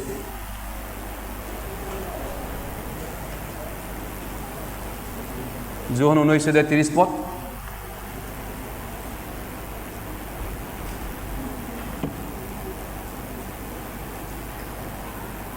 আহক, যোহন 19 অধ্যায় 30 পদ আমি একেলগে পঢ়িছোঁ। যদি বাইবেল পাইছে আপোনাৰ বাইবেলখন চাই আমি একেলগে পঢ়িম। তাতে যীশুৱে সেই চিৰকা পাই ক'লে, সিদ্ধ হ'ল, আৰু তেওঁ মূৰ দুৱাই আত্মা অৰ্পণ কৰিলে। এইধৰণে ক্ৰুচত তেওঁৰ লাষ্ট তেওঁৰ বাক্য আছিল, ক্ৰুচত মৰা সময়ত, যে এইটো তেওঁৰ অন্তিম বাক্য আছিল। তাৰপিছত তেওঁ প্ৰাণ ত্যাগ কৰিলে। গতিকে সিদ্ধ হ'ল মানে কি বুজি পাইছে আপুনি? ইট ইজ ফিনিছ, শেষ হ'ল, সমাপ্ত হ'ল, মোৰ দায়িত্ব শেষ, মোৰ কাম শেষ। পৃথিৱীত মই যি কাম কৰিবলৈ মই আহিছিলোঁ সেই কাম শেষ কৰিলোঁ, মই এতিয়া স্বৰ্গলৈ যাব পাৰোঁ। পৃথিৱীত কি কাম কৰিবলৈ আহিছিলে? কেনিৰ মা বাপাই বেংকলৈ কিয় গৈছিলে? কেনিৰ ধাৰখিনি পে'মেণ্ট উভতাই দিবলৈ। যীচুক কিয় ঈশ্বৰে পঠাইছিলে? আমাৰ পাপৰ ধাৰখিনি পে'মেণ্টটো বেজটো মাৰি দিবলৈ। যীশুৱে মাৰি দিলে না গোটেই পাপৰ ধাৰটো? মাৰা গ'ল না? কিমান? অলপমান মাৰিছে না? পুৰা মাৰিছে না? Hallelujah, praise the lord, hallelujah, praise the lord. পুৰা পুৰা পুৰা। গতিকে একদম সিদ্ধ বুলি ক'লে আপুনি কি বুজি পাইছে? আপোনালোকে ভাবিব পাৰে সিদ্ধ হ'ল মানে অসমীয়াত বহুত এইটো ডাঙৰ, বহুত মানে গভীৰ অৰ্থ আছে ইয়াৰ। শেষ হ'ল বুলি ক'লে আজি শেষ হ'ল, কালিলৈ আকৌ কাম থাকিবও পাৰে, তেনেধৰণৰ। কিন্তু সিদ্ধ বুলি ক'লে ইয়াৰ আচল মিনিংটো এনেকুৱা, জিন্দগী আৰু কেতিয়াও কৰিব নালাগে আৰু, এইটোক কয় সিদ্ধ। আৰু এবাৰ ছেকেণ্ড টাইম কৰিব নালাগে এবাৰো। য়েছ, সিদ্ধ হ'ল। গতিকে কিছুমানে ভাবে যীশুৱে আমাৰ পাপটো পুৰা কৰা নাই, পুৰা সিদ্ধ কৰা নাই, অলপমান মাফ কৰিছে, আধা আধা, হাফ। যীশুৱে তেনেকে ক্ৰুচত কৈছিল নেকি, মই হাফকে মাফ কৰিছো? কি বুলি কৈছে ক্ৰুচত মৰাৰ আগতে কান্দি পিনি? সিদ্ধ হ'ল, শেষ কৰিলোঁ, ফিনিছ কৰিলোঁ, পাপৰ ধাৰ মাৰি খতম। তাৰপিছত তেওঁ মৰিলে, তেজ আৰু জীৱনটো দি পিনি, তেওঁৰ গোটেই তেজখিনি চেচ বোৱাই পিনি। এইটো গুড নিউজ। ইমান ইজি, ইমান সহজ কথা স্বৰ্গ যাব পৰা ৰাস্তাটো। য়েছ, একেবাৰে সহজ। গতিকে এইধৰণে যীশুৱে আমাৰ পাপৰ ধাৰখিনি গোটেইখিনি পে'মেণ্ট কৰি দিলে, সিদ্ধ হ'ল। আমাৰ অতীত, বৰ্তমান, ভৱিষ্যত গোটেই। তাৰপিছত তেওঁ মৃত্যুবৰণ কৰিলে। কিয়? কাৰণ ঈশ্বৰে জগতক ইমান প্ৰেম কৰিলে। কিমান প্ৰেম কৰিলে? ইমান প্ৰেম কৰিলে ঈশ্বৰে, তেওঁ নিজৰ একমাত্ৰ পুত্ৰকে দান দিলে, যাতে যিকোনো তেওঁ বিশ্বাস কৰে তেওঁ নষ্ট নহয়, কিন্তু অনন্ত জীৱন পায়। য়েছ, ঈশ্বৰে আপোনাৰ কাৰণে নিজৰ পুতেকক কিয় দান দিলে? নষ্ট হ'বৰ কাৰণে? আকৌ নৰকত যাবৰ কাৰণে? নষ্ট নোহোৱা অনন্ত জীৱনটোৰ কাৰণে। ঈশ্বৰে প্ৰেম কৰিলে সঁচা ঈশ্বৰে আমাক ভাল পায় মৰম কৰে আৰু এইটো প্ৰমাণ ঈশ্বৰৰ মৰম আছে আমাৰ প্ৰতি প্ৰেম আছে তেওঁ জীৱন দিলে যীশু মৰিল আকৌ পুনৰুত্থান হ'ল য়েছ যীশু মৰি পিনি এই পৃথিৱীত তৃতীয় দিনা জি উঠিল বাইবেলে কৈছে এই জি উঠাৰ কথা গীত পঢ়ি দিবা গীতমালা 16 10 পদ তুমি মোৰ প্ৰাণ জীৱনক পৰিত্যাগ নকৰিবা তোমাৰ পবিত্ৰজনক স্থান নিদিবা এইটো ডায়ুতে যীশুৰ জন্মৰ 1000 বছৰ আগত মৃত্যুৰ 1000 বছৰ আগত ভাৱবাণী কৰিছিল যে যীশু মছিহজনে মৰি পিনি জি উঠিব জি উঠিল সঁচাই জি উঠিল চাবুকেৰে কোবাই তেওঁক বধ কৰিব 3 দিনৰ দিনা তেওঁ জি উঠিব বাইবেলত তেনেকুৱা অনেক পদ আছে পাচনি কৰ্মত ডায়ুতৰ সেই কথাটোকে পৌলে উল্লেখ কৰিছে তেওঁ আকৌ নমৰিবৰ কাৰণে উঠিল বুলি কৈছে পঢ়ি দিবা কি কৈছে 13 অধ্যায় 34 35 পদ ঈশ্বৰে তেওঁ যে মৃতবিলাকৰ মাজৰ পৰা উলিলে আগলৈ গৈ নাপাবলৈহে উলিলে ইয়াৰ বিষয়ে তেওঁ কৈছিল দেৱতালৈ ঠিক কৰা যি পবিত্ৰ বৰ এই সকলো মই তোমালোকক দিম সেইকাৰণে আন গীততে কৈছে তুমি তোমাৰ পবিত্ৰজনাক থৈ পাবলৈ নিদিবা য়েছ যীশু কিয়ই নাপাবৰ কাৰণে আকৌ উঠিল তেওঁ আৰু মৰিব নোৱাৰে আৰু তেওঁ জি উঠিল এনেকৈ ডেড বডিটো তেওঁলোকে যিহুদি তিৰোতাবিলাকে মানুহ মৰিলে কাপোৰ মেৰিয়াই বহুত বগা কাপোৰ মেৰিয়াই লয় বগা বডিটো মৈদামত দিয়াৰ আগতে পুতি পেলোৱাৰ আগতে পুৰা কাপোৰ মেৰিয়াই দিয়ে মৰাশটো তাৰপিছত যীশুক এনেকুৱা কোনো মানুহ নথকা আগতে থৈ নোপোৱা মৰা মানুহ নোথোৱা জেগা এটাত মৈদামত থলে তাৰপিছত চিল মাৰিলে পাথৰ মাৰি তাতে মেজিষ্ট্ৰেটৰ দ্বাৰা আৰ্মি ৰখিয়া কৰি বন্ধ কৰি দিলে কিন্তু কি কৈছে বাইবেলে যীশু জি উঠিব লাগিব পঢ়ি দিবা যোহন 6:20 অধ্যায়ত কি কৈছে তাতে সিমন পিতৰে তেওঁৰ পাছে পাছে আহি মৈদামত সোমাল আৰু দেখিলে যে ঘনসূতা মিহি কাপোৰ এইখন পৰি আছে কিন্তু যি গামোচা তেওঁৰ মূৰত আছিল এই গামোচা সেইবোৰ কাপোৰৰ লগত নাই সুকীয়াকৈ এঠাই এৰিয়াই থোৱা আছে যীশু বডিটো নাই গামোচা কিনি কাপোৰ কিনি বেলুন যেনেকা হোৱা গ'লে জাপ খাই থাকে কাপোৰ কিনি জাপি থৈ দিছে বডিটো নাই হুলুকি গ'ল ক'ত গ'ল যীশু বডিটো তেওঁ জি উঠিব বুলি কৈছিল সঁচাকৈ জি উঠিল নেকি বাৰু সঁচাকৈ উঠিল নেকি এইয়া তেওঁৰ বডিটোত ভূমিকম্প হ'ল তেওঁৰ মৈদামৰ ওচৰত আৰু স্বৰ্গদূতে সেই কাৰ্য কৰিলে আৰু স্বৰ্গদূতে ক'লে তেওঁ জি উঠিল তেওঁ ইয়াত নাই কিয় জীয়াজনক বিচাৰিছা মৰাবিলাকৰ মাজত এইটো মৈদাম হয় ইয়াত মানুহ মৰিলে ইয়াত থয় জীয়া মানুহৰ লগত তেওঁ আছেগৈ ইয়াত কিয় বিচাৰিছা স্বৰ্গদূতে ক'লে যীশু জি উঠিল জি উঠিল তেওঁ এতিয়াও আছে আমাৰ মাজত এতিয়াও ইয়াতে আছে জি উঠিল এইধৰণে জি উঠিল হয় পিতৰক দেখা দিলে 12জনক দেখা দিলে এইকাৰণে স্বৰ্গদূতে তেওঁ ইয়াত নাই তেওঁ যেনেকৈ কৈছিল তেনেকৈ উঠিল বুলি স্বৰ্গদূতে কৈছিলে এইটো স্বৰ্গদূতৰ বাণী আছিলে মতি 28 অধ্যায় য়েছ ৰিজাৰেকশ্যন লৰ্ড জি উঠা যীশু কি কৈছে পঢ়ি দিবা 1 কৰিন্থিয়া 15 অধ্যায় 3-4 পদ 4-5 3-5 পদলৈ কিয়নো মই যি শিক্ষা পালোঁ তাৰে এই প্ৰধান শিক্ষা তোমালোকক দিলোঁ যে শাস্ত্ৰ অনুসাৰে খ্ৰীষ্ট আমাৰ পাপৰ নিমিত্তে মৰিল আৰু তেওঁক মৈদাম দিয়া হ'ল আৰু শাস্ত্ৰ অনুসাৰে তৃতীয় দিনা তোলা হ'ল আৰু তেওঁ কৈফাক দেখা দিলে পাছে সেই 12জনক আৰু তাৰ পাছত 500তকৈ অধিক ভাইবিলাককো একেই সময়তে দেখা দিলে তেওঁবিলাকৰ অধিক ভাগ এতিয়ালৈকে আছে কিন্তু কোনো নিৰ্দিষ্ট হ'ল আছে যাদৱক আৰু তাৰ পাছত সকলো পাচনি তেওঁক দেখা দিলে সকলোৰে শেষত কপালে তোমাৰ নিচিনা যি মই মোকো দেখা দিলে গতিকে ইয়াত দেখিছে যীশু শাস্ত্ৰ অনুসাৰে পাপৰ নিমিত্তে মৰিল আৰু মৈদাম দিয়া হ'ল পুৰণা নিয়মৰ শাস্ত্ৰমতে তেওঁ জি উঠিল আৰু তেওঁ 12জনক দেখা দিলে তাৰপিছত একেলগে 500জন ভাই বলিলাকক দেখা একেলগে 500 মানুহ তেওঁৰ জি উঠা দৃশ্য চাবলৈ পালে 500 এতিয়াও কিছুমান আছে আৰু কিছুমান মৰি গ'ল হয় যীশু জি উঠিল এতিয়া যীশু জি উঠাৰ কাৰণে এই বাণী শিষ্যবিলাকে তাৰপিছত প্ৰচাৰ কৰিবলৈ আৰম্ভ কৰিলে আৰু আজিলৈকে এই বাণী আমাৰ মাজত আছে জি উঠা যীশুৰ কাৰণে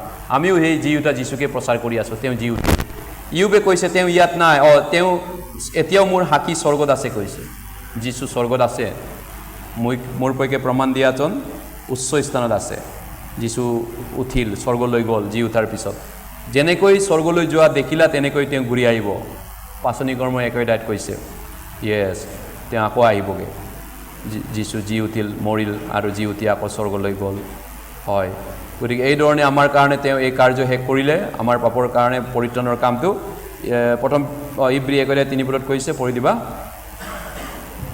সেই পুত্ৰ ঈশ্বৰৰ প্ৰকাশৰ প্ৰতিবিম্ব সত্ৰৰ ছাপ আৰু নিজ পৰাক্ৰমৰ বাক্যৰ দ্বাৰাই সকলোৰে ধাৰণ কৰ্তা হৈ পাপৰ মোচন কৰি উদ্ভূতৰ মহামহিমৰ সোঁহাতে বহিল।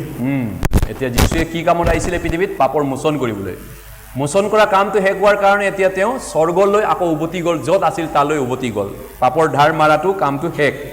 এতিয়া তেওঁ আত্মবলীৰ দ্বাৰাই পাপ নাকৰোঁতে যুগবোৰৰ শেষত এবাৰ মাত্ৰ প্ৰকাশিত হ'ল। পাপ নাশ কৰি পিনি এবাৰতে কামটো শেষ কৰি স্বৰ্গলৈ গ'ল। সেইকাৰণে তেওঁ কৈছিলে ইট ইজ ফিনিছ, সিদ্ধ হ'ল, ফিনিছ, য়েছ ফিনিছ। যীশুৱে আমাৰ পাপৰ দাৰখিনি মাৰি দিলে। আহক আমি এতিয়া বাইবেল পঢ়ি এতিয়া আকৌ এবাৰ চাম, অলপ সময় আছে আৰু।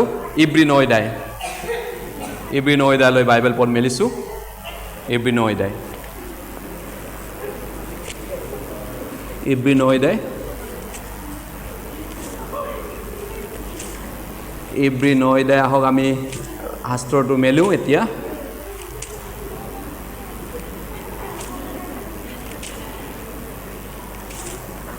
ইব্ৰী পুস্তক 9 অধ্যায় 12 পদ। যদি আপোনাৰ বাইবেল আছে মেলিব, নিজৰ বাইবেলখন চাই চাওঁচোন কি লিখা আছে ইব্ৰী পুস্তক 9 অধ্যায় 12 পদত। য়েছ, ইব্ৰী পুস্তক 9 অধ্যায় 12 পদ। পাইছে বাইবেল সকলোৰে? হয়, আমি একেলগে যদি পাইছে পঢ়িম, বাইবেলখন চাই পঢ়িম, লাহে লাহে ধীৰে ধীৰে পঢ়িম। সাগৰ আৰু দামৰীৰ তেজৰ গুণে নহয়, কিন্তু তেওঁৰ তেজৰ গুণে একেবাৰতে পবিত্ৰ স্থানত সোমাই অনন্তকাল স্থায়ী মুক্তি উপাৰ্জন কৰিলে। আৰু এবাৰ পঢ়িছোঁ আমি। সাগৰ আৰু দামৰীৰ তেজৰ গুণে নহয়, কিন্তু তেওঁৰ নিজৰ তেজৰ গুণে একেবাৰতে পবিত্ৰ স্থানত সোমাই অনন্তকাল স্থায়ী মুক্তি উপাৰ্জন কৰিলে। কি যে কথা! পুৰণা নিয়মত ইজৰাইলবিলাকে কি কৰিছিল? তেওঁলোকে ভেড়া ছাগলী দিছিলে। ভেড়া ভেড়া ছাগলী, ভেড়া বা জন্তু বা গৰু পোৱালি বলি হিচাপত, পাপৰ কাৰণে বলি, জন্তু বলি দিছিলে। আচলতে জন্তু বলি পাপৰ মুক্তিৰ কাৰণে, পাপাৰ্থক বলি হিচাপত। কিন্তু এইটো এটা অসম্পূৰ্ণ বলি আছিলে, পাৰফেক্ট নাছিলে, পাৰফেক্ট বলি নাছিলে। পাৰফেক্ট এটা দৰকাৰ আছিলে, পাৰফেক্ট বলি এটা দৰকাৰ হৈছিলে, প্ৰয়োজন আছিলে। সেইকাৰণে ঈশ্বৰে মচিয়জনক পঠাই দিলে। যীশু নাম লৈ মচিয় আহি গ'ল, আৰু মচিয় আহি পিনি পাৰফেক্ট কৰি দিলে কামটো। এবাৰতে পাৰফেক্ট সিদ্ধ কৰিলে, এবাৰতে নিজৰ তেজেৰে, একেবাৰতে কৈছে, একেবাৰতে। পবিত্ৰ স্থান মানে স্বৰ্গত সোমাল। একেবাৰতে তেওঁ কাম শেষ কৰিলে, আৰু স্বৰ্গত তেওঁ যোৱাৰ আগতে একেবাৰতে আমাৰ পাপৰ মুক্তিটো চিৰজীৱনৰ কাৰণে, চিৰকালৰ কাৰণে সিদ্ধ কৰিলে। অনন্তকাল স্থায়ী মুক্তি কৰিলে। অনন্তকাল স্থায়ীভাৱে আমাৰ পাপৰ বোজাটো নাইকিয়া কৰিলে। পুৰণা নিয়মত এবছৰহে নাইকিয়া কৰিছিল জন্তুৱে, কিন্তু ঈশ্বৰে যীশুৰ যোগেদি চিৰজীৱনৰ কাৰণে এই কামটো শেষ কৰিলে, আৰু কৰিবলগীয়া নাই আৰু। চিৰজীৱন অকল আপোনাৰ মোৰে নহয়, গোটেই বিশ্ববাসীৰ বাবে। আৰু যিবিলাক আহিব লগা ভৱিষ্যত প্ৰজন্ম আছে, নতুন প্ৰজন্ম জন্ম হ'ব, তেওঁলোকৰ বাবেও এই কাম ফিনিছ। 2000 বছৰৰ আগতে ফিনিছ, চিৰজীৱনৰ কাৰণে। অতীত, বৰ্তমান, ভৱিষ্যত যিবিলাক জন্ম হোৱাই নাই, সেই জন্ম নোহোৱা অহাকালি পৰহি যিবিলাক জন্ম হ'ব বাচ্চা, তেওঁলোকৰ পাপবিলাকৰ কাৰণেও যীশুৱে অনন্তকাল মুক্তি কৰি থৈছে বাইবেলত ঈশ্বৰে, যীশুৰ যোগেদি 2000 বছৰ আগতেই। তাকো 2000 বছৰ আগতেই এই কাম ঈশ্বৰে শেষ কৰি থৈছে তেওঁৰ মূল্যৱান তেজেৰে। পাচনি কৰ্ম 20 অধ্যায়ত কৈছে 28 পদত, ঈশ্বৰে নিজৰ তেজেৰে কিনি ল'লে। ঈশ্বৰৰ তেজ, যীশুৰ তেজটো। গতিকে যীশুৱে আমাৰ বাবে কি উপাৰ্জন কৰিলে? অনন্ত কাল স্থায়ী মুক্তি। অনন্ত মানে কি? আদি নাই, অন্ত নাই, যাৰ হিচাপ নাই। ইমান বছৰ, কিমান বছৰ মুক্তি কৰিলে তেওঁ আমাৰ পাপটো, যাৰ হিচাপেই নাই। কাল মানে সময়, স্থায়ী মানে পাৰ্মানেণ্ট, ফিক্স, প্ৰথম। হালেলুয়া। হয়, গতিকে মানৱ জাতিৰ আৰম্ভণি ফাৰ্ষ্ট মেনৰ পৰা লাষ্ট মেনলৈকে যীশুৱে মুক্তি কৰিলে। অনন্তকালৰ কাৰণে আমাৰ পাপবোৰ মুক্তি কৰিলে।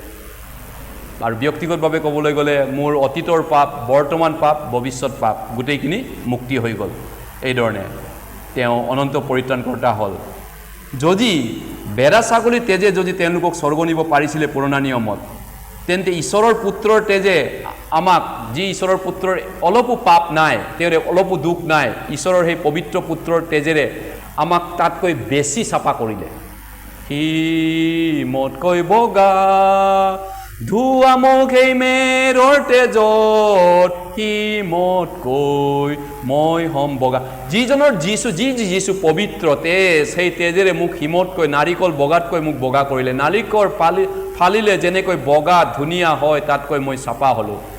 কিহেৰে চাফা হ'লোঁ? মোৰ তেজেৰে মই নিজে চাফা হ'লোঁ। কিহে মোৰ পাপ ধুই নিয়ে, কেৱল মাতোন যিছুৰ তেজে। মোৰ সৎ কাৰ্যই নোৱাৰে, কেৱল মাতোন যিছুৰ তেজে। মোৰ সৎ কাৰ্যই নোৱাৰে। আপুনি ভাবিব পাৰে, মই ইয়াৰ পৰা ঘূৰি গৈ ভাল কাম কৰিম, পুণ্য কাম কৰিম মোৰ পাপটো ক্ষমা পাবৰ কাৰণে। তেনেকুৱা আপোনাৰ বিশ্বাস নেকি? মোৰ সৎ কাৰ্যই পাপ ধুব নোৱাৰে। গীতেও কৈছে, আমি গীত গায়ো আছোঁ তেনেকুৱা গীত মুখেৰে, নহয়নে? আমি গীত গাই আছোঁ তেনেকুৱা, সৰুৰ পৰা গাই আছোঁ। মোৰ সৎ কাৰ্যৰ মোৰ চকুলোৱে নোৱাৰে, মোৰ পাপ বচাব নোৱাৰে মোক। মই বাট চাই থাকিলে মোক বচাব নোৱাৰে। যিছুৰ তেজেহে পাৰে, কেৱল যিছুৰ তেজেহে মোৰ পাপ ধুব পাৰে। যিছুৰ তেজ মাত্ৰ, যিছুৰ তেজ। সেইকাৰণে তোমাৰ মাত শুনিছোঁ, দয়ালু প্ৰভু মোৰ, গলগতাত বোৱা তেজেৰে সোঁত নিৰ্মল কৰা মোক। কৰা হৈ গ'ল 2000 বছৰ আগতেই গলগতাত বোৱা তেজটো বৈ শেষ হৈ গ'ল। বাইবেলত এতিয়াও বৈ আছে, কিন্তু 2000 বছৰ আগতেই গলগতাত তেজ ওলাই বৈ গ'ল। তোমাৰ মাত শুনিছোঁ মই এতিয়া, আজি গম পাইছোঁ। আজি এই সত্যক মই আজি গম পাইছোঁ। তোমালোকে সত্যক জানিবা, আৰু সেই সত্যই তোমালোকক মুক্ত কৰিব, যে মোৰ অনন্ত পৰিত্ৰাণ ঈশ্বৰে মোক কৰিলে। অনন্ত পৰিত্ৰাণ, হালেলুয়া। ইব্ৰী 5:9 কৈছে অনন্ত পৰিত্ৰাণ, এটাৰ্নেল চেলভেশ্যন। এটাৰ্নেল, অনন্ত। কিমান পৰিত্ৰাণ আছে? আপোনাৰ পৰিত্ৰাণটো কিমান বছৰৰ পৰিত্ৰাণ আপুনি পাইছে? ঈশ্বৰে আপোনাক, যিছুৱে ক্ৰুচত মৰি দি পিনি আপোনাক কিমান বছৰৰ পৰিত্ৰাণ, পাপ ক্ষমা, কিমান বছৰৰ পাপ ক্ষমা দিলে? কেইবছৰ? কেইবছৰৰ পাপ ক্ষমা পালে আপুনি? কিমান বছৰৰ পাপ ক্ষমা পালে? অনন্তকাল। কোনে কৈছে? মই কৈছো নে বাইবেলে কৈছে? বাইবেলে কৈছে চিৰজীৱনৰ কাৰণে হৈ গ'ল, চিৰকালৰ কাৰণে ক্ষমা হৈ গ'ল। চিৰস্থায়ী ক্ষমা, আজীৱন অমৰ কালৰ কাৰণে ক্ষমা হৈ গ'ল, মুক্তি হৈ গ'ল। বিশ্বাস কৰিবলৈ বহুত টান লাগে এইটো। আপোনাৰ বিশ্বাস কৰিবলৈ বহুত টান লাগিছে ঈশ্বৰৰ বাক্যটো? মই বিশ্বাস কৰিব নোৱাৰো, মই কি কৰিম? বিশ্বাস কৰিব টান পাইছা নেকি? হয়, ঈশ্বৰৰ বাক্যক যোনে বিশ্বাস কৰে সেইজনে ঈশ্বৰক সন্তুষ্ট কৰে। য়েছ, বহুত ইজি আছে, বিশ্বাস কৰিবলৈ বহুত সহজ আছে। গতিকে ঈশ্বৰে আমাৰ কাৰণে এইধৰণে জীৱন দিব লগা হ'ল। হয়তো আপুনি যিছুক যদি ক্ৰুচত মৰা সময়ত দেখিলে, সুধিলেহেঁতেন, যিছু আপুনি কিয় মৰিছে মোৰ কাৰণে? সেই সময়ত আপুনি দেখা পোৱালে সুধিব পাৰিলেহেঁতেন। তেতিয়া কি ক'লেহেঁতেন? কাৰ কাৰণে মৰিছে আপুনি বুলি ক'লে যিছুৱে কি জবাব দিলেহেঁতেন? তোমাৰ কাৰণে মৰিছোঁ মই। মোৰ কাৰণে প্ৰভু কিয় মৰিছে আপুনি? তোমাক মই অতি মৰম কৰোঁ, ভাল পাওঁ, প্ৰেম কৰোঁ। গতিকে এই পৃথিৱীৰ মৰম ভাল পোৱাও বহুত পাৱাৰ আছে, জানে? মানুহৰো মৰম ভাল পোৱা, প্ৰেমৰ বহুত পাৱাৰ আছে। তাজমহল তাৰে এটা চিন বুলি কৈছে। শ্বাহজাহানে মমতাজৰ প্ৰেমৰ স্মৃতিত বনাইছিলে। অকল সেইটোৱে নহয়, পৃথিৱীত বহুত ৰোমিঅ' জুলিয়েটৰ প্ৰেম কাহিনী আছে। প্ৰেমৰ বহুত পাৱাৰ আছে। গতিকে যিছুৱে আপোনাক প্ৰেম কৰে, ভাল পায়, জীৱন দি পিনি ভাল পায়। সেইকাৰণে তেওঁ জীৱন দিলে আপোনাৰ কাৰণে। য়েছ, সেইটো ভাল পোৱা, মৰম আমাৰ বাবে তেওঁ আছে। গতিকে এতিয়া আমি তেওঁৰ মৰম ভাল পোৱা বুজি পোৱা লোক হয়, তেওঁ মোৰ পাপবোৰ মোচন কৰিলে। কিমান? মোৰ অতীতৰ পাপ আছে, বৰ্তমান পাপ আছে, ভৱিষ্যত পাপ আছে। কি কৰিম মই? কি কৰিম? এই মানুহজনে কান্দি আছে, মুখখন ঘুমুটা, মুখখন তেৰা, পাপ আছে। কিন্তু বাইবেলে কৈছে তোমালোকে সত্যক জানিবা, সত্যই তোমালোকক মুক্তি কৰিব, সকলো দুখ, চিন্তা, বেজাৰ, অশান্তি নাইকিয়া কৰি সুখ শান্তিৰে ভৰপূৰ কৰি দিব সত্যক জানিলে। সেই সত্য কি? জন্মৰ পৰা মোৰ মৃত্যুলৈ মোৰ অতীতৰ পাপ মোচন হ'ল যিছুৰ তেজেৰে, বৰ্তমানলৈকে মোচন হ'ল, ভৱিষ্যত মৰা দিনটোলৈকে মোৰ পাপ গোটেইটো মুচি পেলালে। মোৰ ভৱিষ্যত পাপো মুচিলে সঁচা মোৰ পাপৰ কাৰণে মই মৰিব নালাগে নৰকত যাব নালাগে আজিৰ পৰা সঁচা সেইটোকে কয় অনন্তকাল মোৰ ভৱিষ্যত পাপটো ক্ষমা নহ'লে অনন্তকাল বুলি কিয় আপুনি কৈ আছে অনন্ত মানে কি কৈ আছে আপুনি বুজিয়ে পোৱা নাই অনন্ত মানে কি বুজি পোৱা মানে কি অনন্ত মানে মোৰ ভৱিষ্যতটো অনন্তই হয় নহ'লে অনন্ত নহয় অতীতটো বুলি কৈ লওক অনন্ত নকয় য়েছ আমাৰ চব পাপটো ক্ষমা হ'ল এই মানুহজনে এতিয়া বুজি পালে আইও সঁচা দেই ঈশ্বৰে মোক ভাল পায় মোৰ জন্মৰ পৰা মৃত্যুলৈ গোটেই পাপখিনি ধাৰটো মাৰি দিলে মোৰ মাৰিব লগা একো নাই মোৰ কৰিব লগা একো নাই মোৰ অতীত বৰ্তমান ভৱিষ্যত গোটেই পাপ যীশুৰ তেজেৰে মুচি পেলালে হালেলুয়া অনন্তকাল স্থায়ী মুক্তি হ'ল মোৰ ভৱিষ্যত পাপৰ কাৰণে আজিৰ পৰা টেনশ্যন নাই একো টেনশ্যন নাই মোৰ ভৱিষ্যত পাপো লৈ গ'ল এনেকৈ মুচি পেলালে গ'ল মোৰ অকল অতীতৰ পাপটো নহয় মোৰ ভৱিষ্যত পাপো তাত গ'ল মুচি দিলে ধাৰটো মাৰি দিলে মোৰ অতীতৰটোতো মাৰিয়ে দিছে জন্মৰ পৰা আজিলৈকে মোৰ ভৱিষ্যত যিটো কৰিব লগা আছে সেইটোও মাৰা হ'ল মই মাৰিব নালাগে য়েছ বাইবেলে কৈছে তাকেই কৈ অনন্ত মুক্তি চিৰযুগমৰ মুক্তি তোমালোকে হয়তো জানিবাই হয়তো তোমালোকক মুক্তি কৰিব আমি একেলগে পঢ়িম ইব্ৰী 9:12 সাগৰ আৰু দামৰীৰ তেজৰ গুণে নহয় কিন্তু তেওঁৰ নিজৰ তেজৰ গুণে একেবাৰতে পবিত্ৰ স্থানত সোমাই অনন্তকাল স্থায়ী মুক্তি উপাৰ্জন কৰিলে যিবিলাকে প্ৰথমবাৰ এনেকুৱা ছেমিনাৰত আহিছে ফাৰ্ষ্ট টাইম যোনে যোনে আহিছে হাত দাঙিব ফাৰ্ষ্ট টাইম এই ছেমিনাৰ কোনে কোনে এটেণ্ড কৰিছে এনেকুৱা ছেমিনাৰ ফাৰ্ষ্ট টাইম কোনে দেখিছে ফাৰ্ষ্ট টাইম ফাৰ্ষ্ট টাইম কিমানজন আছে কিমানজন আছে প্ৰায় 15 জন হ'বনে 15-20 জন বেছি হ'ব প্ৰথমবাৰ ছেমিনাৰত আহা এনেকুৱা ছেমিনাৰত চোৱা পৰ্দাত আমাৰ ছেমিনাৰ দেখা গুৱাহাটীত নহ'লে বেলেগত চাইছে এইটো বেলেগ কথা কিন্তু য'তে চাওক বা ফাৰ্ষ্ট টাইম কোনে কোনে চাইছে ঠিক আছে ধন্যবাদ গতিকে আপোনালোকে বাইবেল পদটো মুখস্থ কৰি ৰাখিব বুলি মই আশা কৰিছোঁ এই বাইবেল পদটো বহুত মিঠা বাইবেল পদ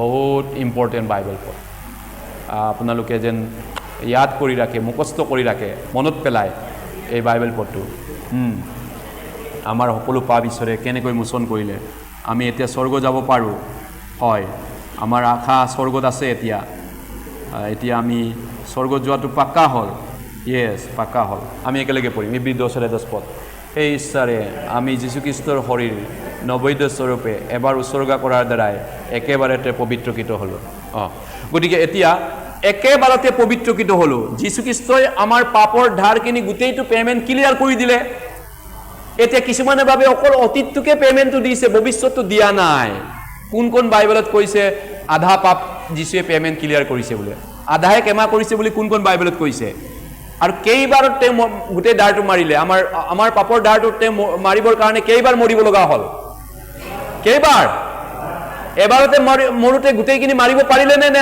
অলপ অলপ মাৰিলে গোটেইখিনি মাৰিলে কোনে বিশ্বাস কৰে গোটেইখিনি মাৰিলে বুলি হাত দাও কোনে বিশ্বাস এবাৰতে মাৰা হৈ গ'ল গোটেইটো হালেলুয়া প্ৰেজ দ্য লৰ্ড ঠিক আছে চাহ খাওক আপোনালোকে গতিকে লৈ এই ধৰণে ঈশ্বৰে আমাৰ পাপটো মোচন কৰিলে আৰু পবিত্ৰকৃত হ'লোঁ এই হয়তো নাজানা আগতে মই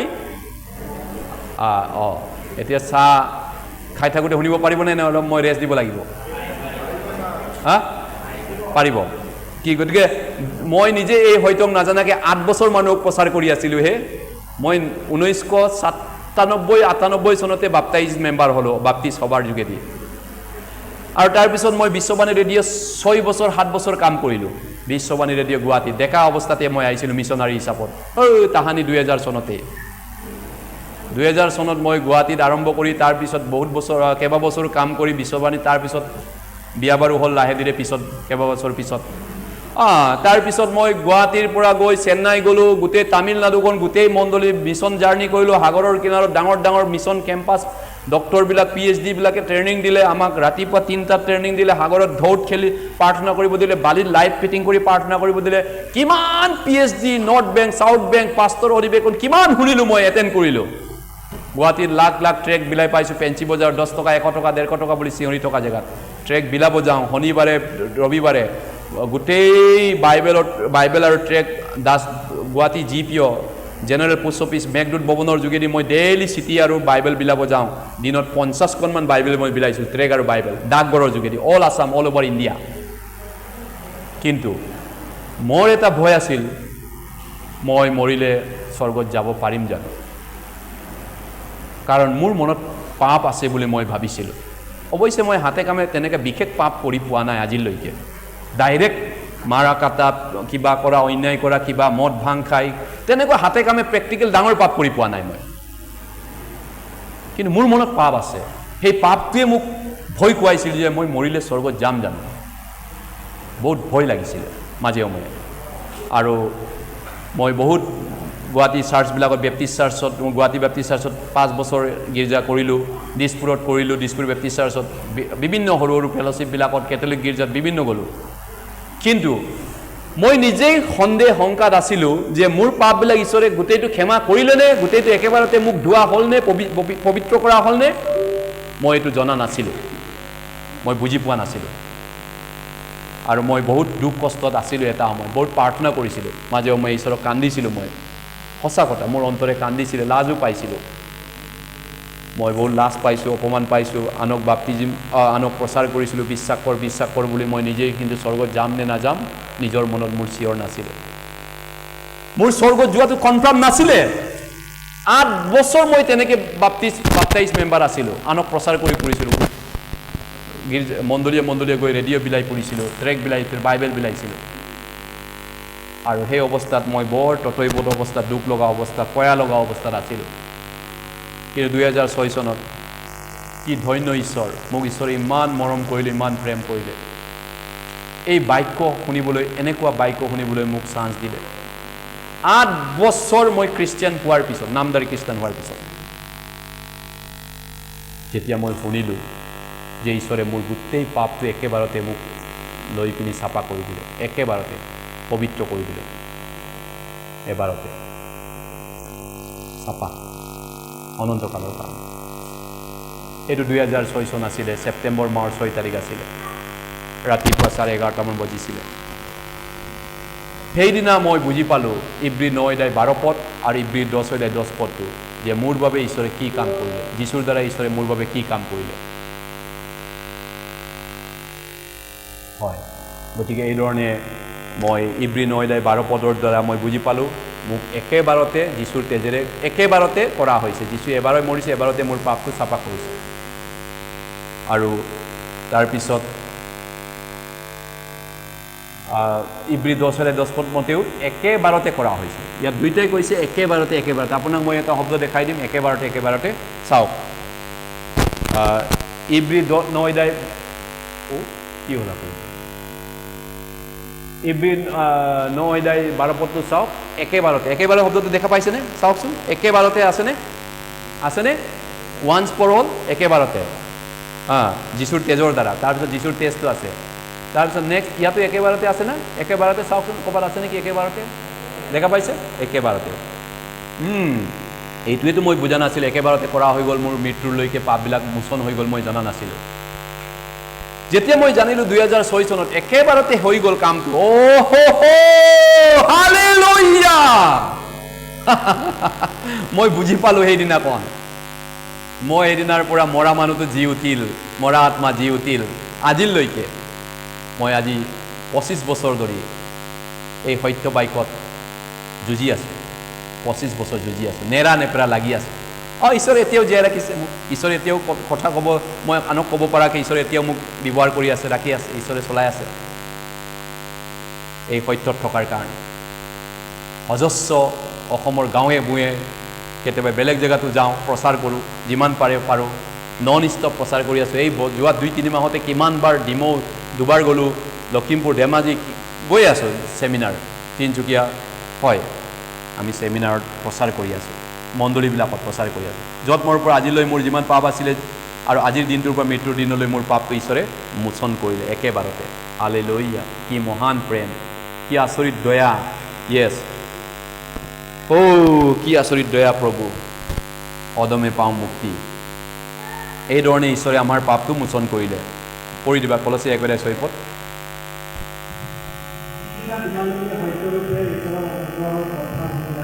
আৰু জানিলা সেইদিনাৰে পৰা সেই শুভবাৰ্তা তোমালোকৰ মনত ধৰি গোটেই জগতলৈ তেওঁৰ ফল ধৰি বাঢ়ি য়েছ যিদিনাখন মোৰ কাৰণে দিনটো ক'লোৱে মোৰ দিনটো আছিলে 2006 চন আছিলে ছেপ্টেম্বৰ মাহ 6 তাৰিখ আপোনালোকৰ কাৰণে আজি বহুতৰ কাৰণে আজি দিনটো হৈছে এই সত্যক জনা দিনটো আজি কিমান তাৰিখ 2023 চনৰ অক্টোবৰ মাহৰ কেই তাৰিখ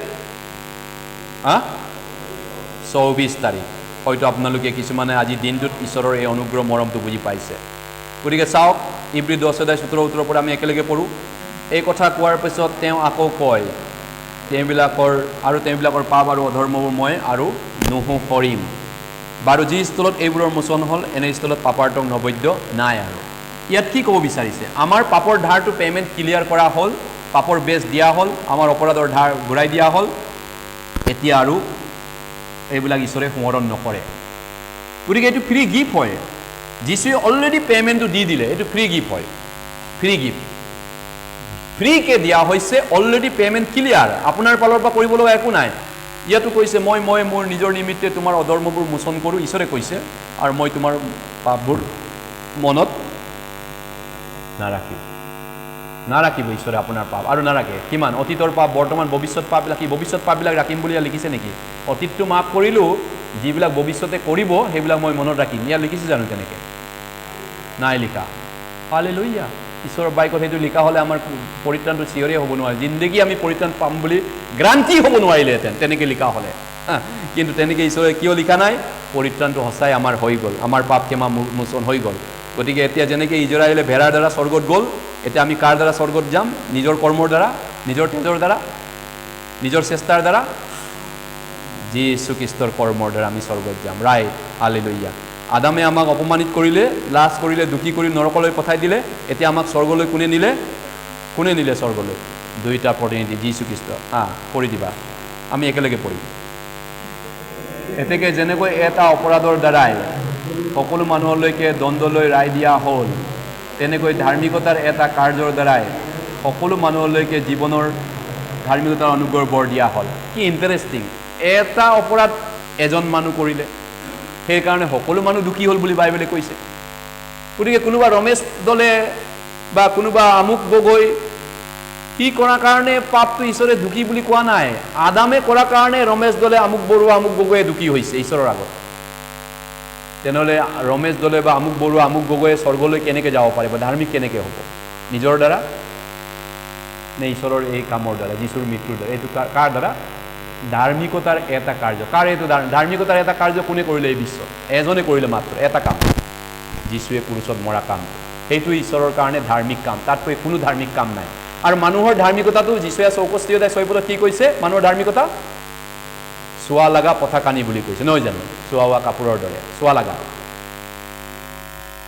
বুজি পাইছেনে গতিকে ঈশ্বৰৰ ধাৰ্মিকতাটো যীশুৱে ক্ৰুচত মৰি পিনি এতিয়া আমাক স্বৰ্গ যাব পৰাকৈ মই একো ধাৰ্মিক কাম কৰা নাই কিন্তু কোনে কৰি দিলে যীশুৱে কৰি দিলে ৰাইট এতিয়া আদামে দুখী কৰিলে যীশুৱে ধাৰ্মিক কৰিলে এইটো খ্ৰীষ্টৰ প্ৰেমে কৰিলে ৰোমিয়া 2 কৰিন্থিয়া 5:14 কৈছে খ্ৰীষ্টৰ প্ৰেমে আমাক সীমাবদ্ধ কৰি ৰাখিছে কাৰণ আমি নিশ্চয় কৰিলোঁ যে সকলোৰ বাবে এজন মৰিলে তেকে সকলো মৰিল য়েছ যীশুৱে আমাৰ পাপৰ কাৰণে মৰিল তেওঁ আমাৰ কাৰণে মৰিল কোনোবাই আমাৰ কাৰণে জীৱন দিলে মোৰ কাৰণেও দিছে ময়ো আছোঁ সকলোৰ বুলি কওঁতে ময়ো আছোঁ ইয়াত যিমান কেইজন আপোনালোকে বহি আছে জেকব মহলীয়া এইপাকে কোনোবা জিতেন মিলি বা যোনে আছে এই যে সকলোৰ বাবে এজন মৰিল বুলি কওঁতে তেওঁলোকৰ নামো আছে ইয়াতে মৰিলে তেওঁলোকো মৰিছে অৱশ্যে মোৰো নাম আছে ইয়াত মই মৰিলোঁ গতিকে সামান্য মানুহ মৰা নাই এইজন ঈশ্বৰৰ একমাত্ৰ পুত্ৰই মৰিলে আমাৰ পাপৰ ধাৰ দিবলৈ আমি একেলগে পঢ়িম ৰোমিয়া 5:8 কিন্তু ঈশ্বৰে আমালৈ তেওঁৰ প্ৰেমৰ প্ৰমাণ দিছে কাৰণ ইতিপূৰ্বে যেতিয়া আমি পাপী আছিলোঁ তেতিয়া খ্ৰীষ্টে আমাৰ কাৰণে আপোন প্ৰাণ দিলে এইটো ক্লিয়াৰ স্পষ্ট প্ৰমাণ ঈশ্বৰে আপোনাক ভাল পায় মোক ভাল পায় Jesus loved me, this I know. Bible tell me so. Yes, Jesus loved me. আমেৰিকাৰ আটাইতকৈ ফেমাছ গীত জনপ্ৰিয় গীত Jesus loved me, this I know. Bible tell me so.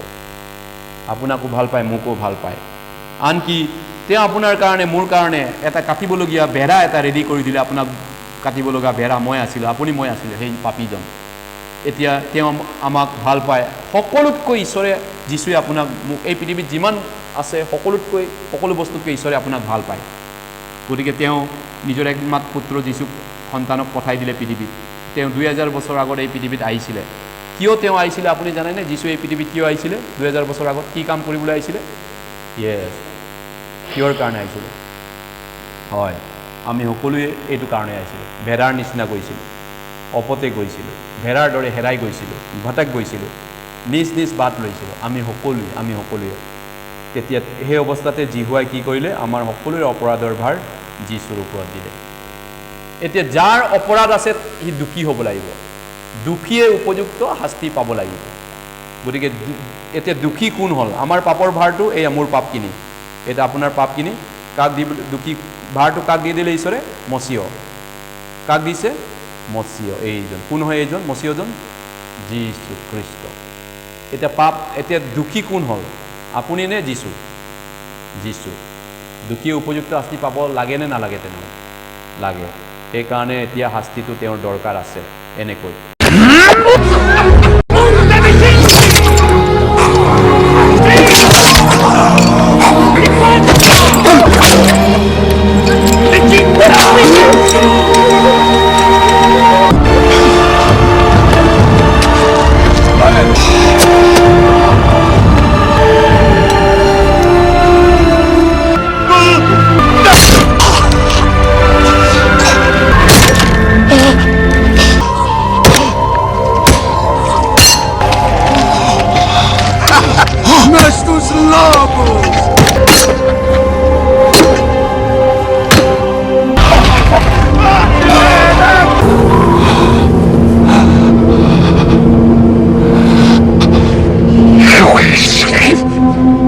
এইধৰণে ঈশ্বৰে আমাৰ কাৰণে পৰিত্ৰাণৰ কাৰ্য সম্পূৰ্ণ কৰিলে, সিদ্ধ কৰিলে। আৰু আমাৰ কাৰণে নহয়, অকল গোটেই জগতবাসীৰ পাপ প্ৰাচিত কৰা কামটো, পৰাচিত ধোৱা কামটো তেওঁ শেষ কৰিলে, সমাপ্ত কৰিলে এবাৰতে। হয়, ঈশ্বৰৰ মৰম, ঈশ্বৰৰ প্ৰেম। এতিয়া জগতৰ পাপ নাই, সকলো শেষ।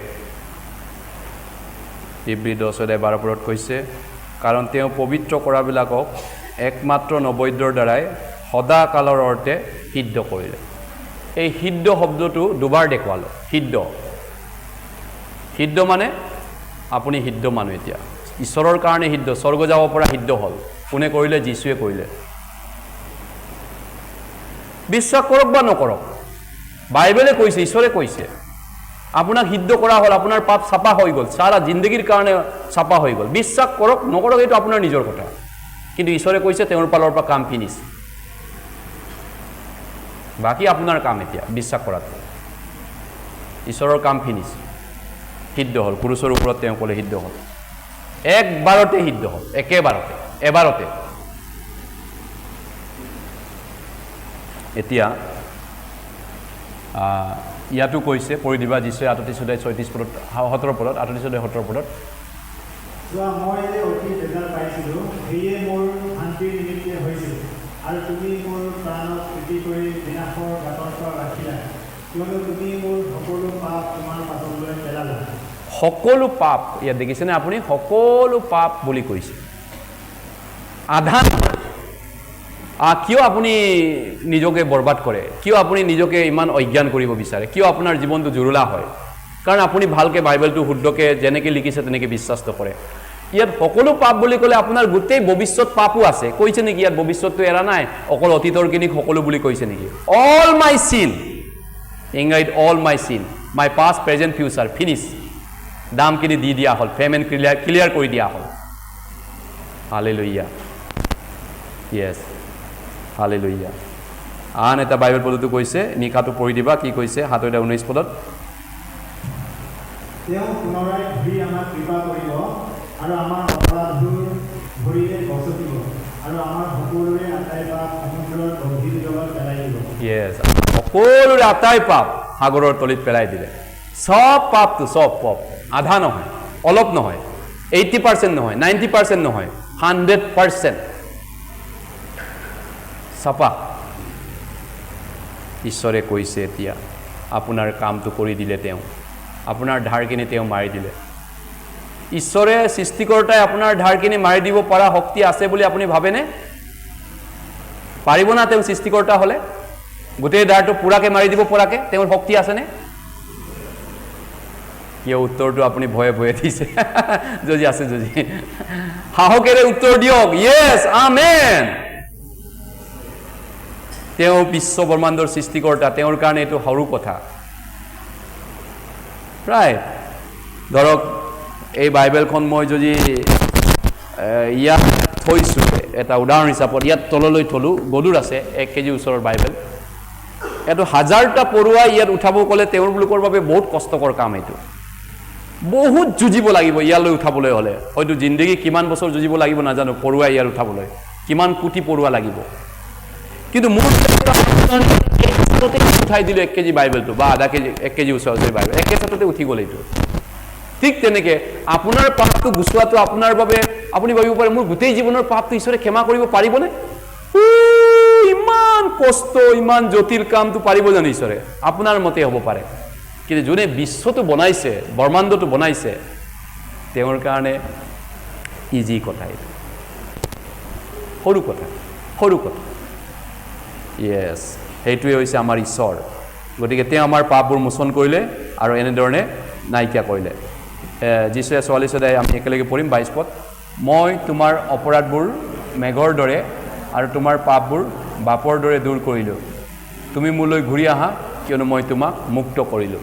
য়েছ, ঈশ্বৰে কৈছে কৰিলোঁ, অলৰেডি কৰা হ'ল, ঘূৰি আহা কৈছে। কিছুমানে কয় ঐ তই ভাল কাম, কোনোবা সুধিছে স্বৰ্গ যাব পাৰিব না? নাই, ভাল কাম কৰিব লাগিব, চেষ্টা কৰিব লাগিব, তেতিয়া মুক্ত কৰিব ঈশ্বৰে, মোক ক্ষমা কৰিব। তই ইমানেই বিশ্বাস কৰিলে কি হ'ব? আৰু বিশ্বাস কৰা, আৰু কাম কৰা, আৰু কৰা। কি বুৰ্বক কথা কৈছা হে! এই বাইবেল পদবিলাকত কিমানটা বাইবেল পদ কৈ ঈশ্বৰে কৰি দিলোঁ, মুক্ত কৰি দিলোঁ কৈছে। আমাৰ ফালৰ পৰা আৰু কিবা এটা কৰিব লগা আছে নেকি কাম? আছে জানো? নাই। হালেলুয়া। তেনেহ'লে আপুনি ভাগ্যৱান মানুহ, ৰিয়েলি আপুনি ব্লেছেড পাৰ্চন, ধন্য লোক আপুনি। বাইবেলৰ মতে ধন্য, ভাগ্যৱান বুলি জগতৰ মানুহে কয়, আমাৰ মতে ধন্য, ধন্য ব্যক্তি। স্বৰ্গত যাওঁতে আপুনি কিমান ধন্য নিজেই গম পাব। য়েছ, মই এতিয়া গম নাপাওঁ, স্বৰ্গত আপুনি গম পাব। এতিয়া আচল সুবাতৰিটো ক'লোঁ, 2000 বছৰ আগত যীশুৱে আমাৰ পাপৰ কাৰণে মুক্তি কৰি আমাৰ গোটেই জগতৰ পাপ মোচন কৰি দিলে।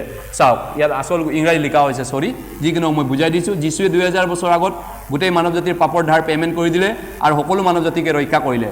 তাৰপিছত আচল সুবাতৰিটো কি কৈছে? একেবাৰতে কৰা হ'ল, 1 নম্বৰ কথা। 2 নম্বৰ কথা, যীশুৰ তেজেৰে কৰা হৈছে মাত্ৰ। তাৰপিছত 3 নম্বৰ কথা, অনন্তকালৰ কাৰণে মুক্তি দিয়া হ'ল। এইটো হৈছে আচল সুবাতৰি, বাইবেলৰ অৰিজিনেলটো। জালিয়াতিটো কোনটো? জালিয়াতিটো কি কৈছে? ডিফাৰেণ্ট গস্পেল, বেলেগ সুবাতৰি। একেবাৰতে কৰা নাই, লাহে লাহে কৰিব আপোনাৰ পাপটো, লাহে লাহেহে ক্ষমা পাবি, অলপ অলপকৈ, ধীৰে ধীৰে, ষ্টেপ বাই ষ্টেপ। সেইটো হৈছে জালিয়াতি গস্পেল। 2 নম্বৰতে যীশুৰ তেজেৰে কৰা হৈছে অৰিজিনেলটো, কিন্তু ডাপ্লিকেটটো কি ক'ব? অকল যীশুৰ তেজেৰে স্বৰ্গত যাব নোৱাৰিব। গহপুৰত গৈ, ধেমাজিত গৈ, লখিমপুৰত গৈ, ডিব্ৰুগড়ত গৈ আকৌ ভাল কাম কৰিলেহে স্বৰ্গত যাব পাৰিব। এইটো হৈছে শয়তানৰ ঠগবাজি। যীশুৰ তেজটো সৰু কৰি দিয়া, ঈশ্বৰৰ কামটো সৰু কৰি দিয়া, শয়তানৰ চালাকি। বিৰাট চতুৰ শয়তান, বিৰাট চতুৰ। আৰু আচল সুবাতৰি কি কৈছে? অনন্তকাল মুক্তি হ'ল। কিন্তু জালিয়াতি শয়তানৰ গস্পেলটো কি কৈছে? অনন্তকাল হোৱা নাই, চিৰজীৱন মাপ হোৱা নাই, আধা মুক্তি হৈছে, হাফ অলপমান, বাকীখিনি বাকী আছে মুক্তি হ'বলৈ। আৰু এতিয়া বেলেগ এজন যীশু আহিব নহয়, মুক্তি কৰি দিব নহয় ভৱিষ্যতে আহি পিনি। এই ধৰণৰ ডিফাৰেণ্ট গস্পেলৰ কথা বাইবেলে কি কৈছে? কোনে পঢ়ি দিয়ক 2 Korinথিয়া। চা, কিয়নো যিজনৰ কথা আমি ঘোষণা কৰা নাই, এনে আন কোনো যীশুৰ কথা কোনোবাই যদি আহি ঘোষণা কৰে, বা তোমালোকে যি আত্মা পোৱা নাই, এনে অন্য যি আত্মা যদি পোৱা নাই, বা যি ভগৱাৰ্তা তোমালোকে গ্ৰহণ কৰা নাই, এনে অন্য যি ভগৱাৰ্তাও যদি গ্ৰহণ কৰা, তেন্তে তোমালোকে ভাল গ্ৰহণ কৰা। মিছাটোকে কৰন্থিয়া মণ্ডলীবিলাকে ভালকৈ গ্ৰহণ কৰি পেলালে। বেলেগ এটা যীশুক পৌলে প্ৰথমতে অৰিজিনেলটো দিলে, পিছত ডাপ্লিকেট 500 টকীয়া, যেনেকৈ মই নোট কালি যোৱা দেওবাৰে ছানডে দেখাইছিলোঁ, সেই ডাপ্লিকেট 500 টকীয়া নোট যেনেকৈ আছে, অৰিজিনেলো আছে, ঠিক তেনেকৈ ডাপ্লিকেট গস্পেলটো তেওঁলোকে পিছত লৈ ল'লেগৈ, মিছাটো। এতিয়া আচল যীশু এজন আছে, আচল সুবাতৰি এটা আছে, আচল পবিত্ৰ আত্মা আছে, কপি কৰাও আছে, নকলি জালিয়াতিও আছে। আপোনালোকে এতিয়া দেখিলে আচলটো কোনটো, আৰু মিছাটো আমি দেখুওৱা নাই ইয়াতে, অৱশ্যে আচলটোৱে দেখাই আছে। আপোনালোকে বাহিৰত য'ত ত'ত দেখি আছে মিছা মানে কি, সেইটো বাহিৰত দেখাই পাই আছে নিজে নিজে নিজৰ নিজৰ এলেকাত। যোৱা মৰ্ণিঙৰ পৰা আজিলৈ যি কৰিলোঁ, এই বাইবেলত যিটো পিয়ৰ বাইবেল, পিয়ৰ শাস্ত্ৰ, ঈশ্বৰৰ পিয়ৰ জীৱন্ত বাক্য, জীৱন্ত বচন দেখাই আছোঁ এইটো আপোনাক। আৰু এইকণকে শয়তানে ব্যৱহাৰ কৰি আদাম হাৱাক যেনেকৈ ঠগাইছিলে শয়তানে ঈশ্বৰৰ বাক্য উল্টাকে কয়, এইকণকে অলপমান উল্টাকে কৈ শয়তানে ব্যৱহাৰ কৰি আছে অনেক ধৰণে। য়েছ, সাৱধান হোৱা উচিত।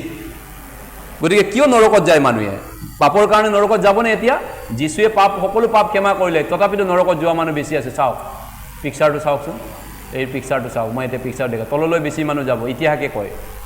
স্বৰ্গত যোৱা মানুহ কম আছে, স্বৰ্গত খুব 2-3জন 4জন মানুহে যায়। এই আছা 2জন 3জন 4জন তললৈ চব গ'ল। কিয়ৰ কাৰণে ইমান মানুহ তললৈ গৈ আছে? তেওঁলোকে বহুত পাপী কাৰণে নেকি? নহয়, তেওঁলোকে ইয়াত কৈছে কিয় নৰকত পৰি গৈছে, কাৰণ এটাই, তেওঁলোকে বহুত পাপ কৰাৰ কাৰণে নহয়, এটা কাৰণত কৈছে তেওঁলোকে গস্পেল অফ গড কমপ্লিটলি, ঈশ্বৰৰ শুভবাতৰি যিটো কমপ্লিট কৰা হ'ল, যীশুৱে সিদ্ধ হ'ল, সেই যীশুৰ সিদ্ধ কৰা কামটো তেওঁলোকে নাকচ কৰে, অস্বীকাৰ কৰে। যিজনে প্ৰভুৱে কিনিলে সেই প্ৰভুক তেওঁলোকে অস্বীকাৰ কৰে। ভিতৰত কৈছে 2 অধ্যায়, প্ৰভুকে অস্বীকাৰ কৰে। সেইটো কাৰণতে নৰকত যোৱা মানুহ বেছি আছে, চাৰ্চত যোৱা বিলাকৰো। বহুত গীৰ্জাঘৰত থকা মানুহ নৰকত গৈছে, সেইটো কাৰণতে বাইবেলে কৈছে। যীশুৱে সিদ্ধ হ'ল বুলি ক্ৰুচত যিটো কাম শেষ কৰা কামটো মানি নোলোৱা কাৰণে, সেইটোৱে ঈশ্বৰক মিছলীয়া পাতিলে। আৰু ইয়াতকৈ ডাঙৰ পাপ নাই। সেইকাৰণে পাপৰ বিষয়ে, কিয়নো তেওঁবিলাকে মোক বিশ্বাস নকৰে। এইটো পাপটো চিৰিয়াছ পাপ, বিশ্বাস নকৰাটো, যীশুৰ সিদ্ধ কৰা কামটো, ক্ৰুচত যিটো শেষ কৰি দিয়া কাম, ধাৰ মাৰি দিয়া কামটো, সেই বিশ্বাস নকৰাটো ইয়াতকৈ চিৰিয়াছ পাপ নাই। আপুনি বেবিচাৰো কৰিব পাৰে, চুৰো কৰিব পাৰে, তাতকৈ এইটো চিৰিয়াছ পাপ। মাৰ্ডাৰতকৈ চিৰিয়াছ পাপ এইটো। মানুহ মাৰ্ডাৰ কৰাটো যিমান ডাঙৰ চিৰিয়াছ, তাতকৈ চিৰিয়াছ যীশুক, ঈশ্বৰক মাৰ্ডাৰ কৰাটো। গতিকে এইটো ডাঙৰ পাপ। পঢ়ি দিয়ক কি কৈছে।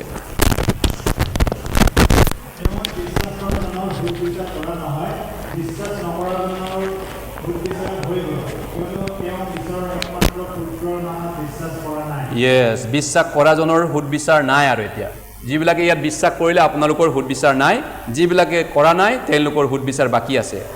মাৰ্কত কি কৈছে পঢ়ি দিবা, 16 পদ।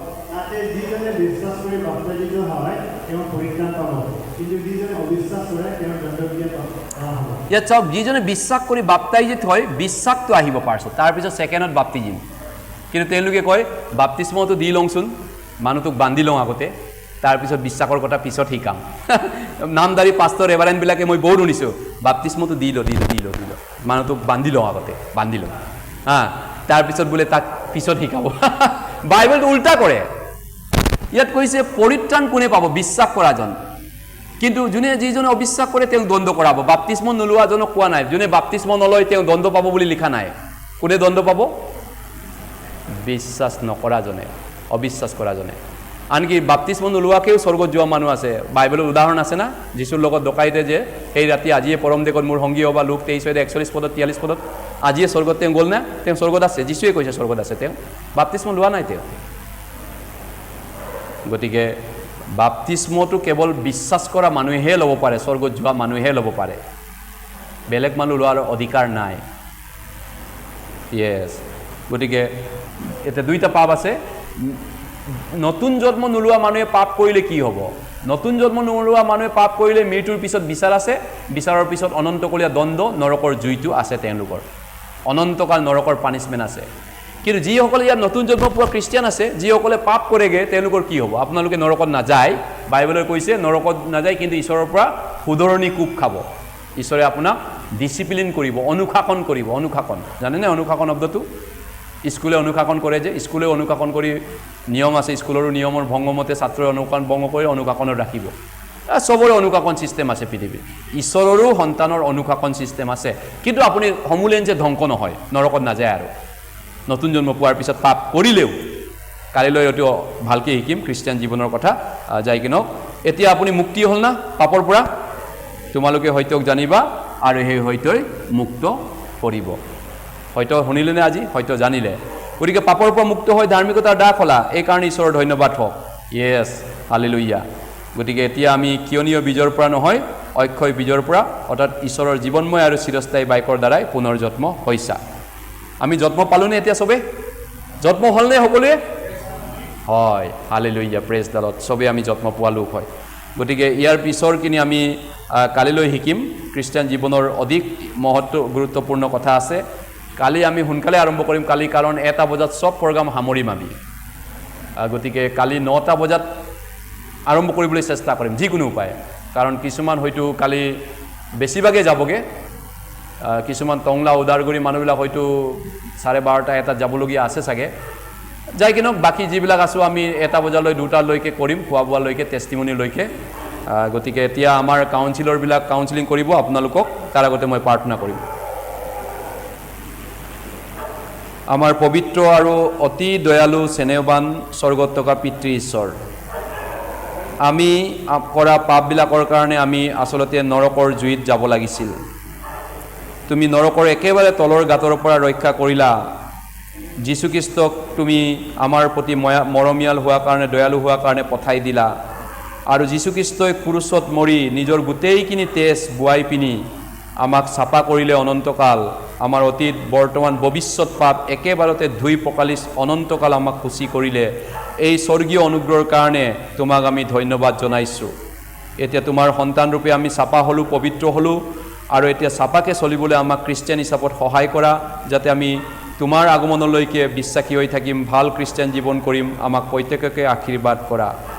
আৰু কোনোবা যদি এতিয়াও বুজি নোপোৱাকৈ কিবা যদি সন্দেহ থাকি গ'ল, আজি ৰাতি বা কালিৰ ভিতৰত বুজি পাবলৈ তেওঁকো সহায় কৰা, যাতে নিজৰ ঘৰলৈ যেতিয়া উভতি যাব কোনো এজন যেন খালীকৈ উভতি নাযায়, শূন্যকৈ যাতে উভতি নাযায়, সকলোকে ঈশ্বৰৰ অনুগ্ৰহ দয়া পাই যেন আশীৰ্বাদ লৈ উভতি যায়।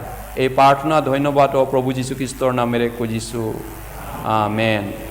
এতিয়া আমি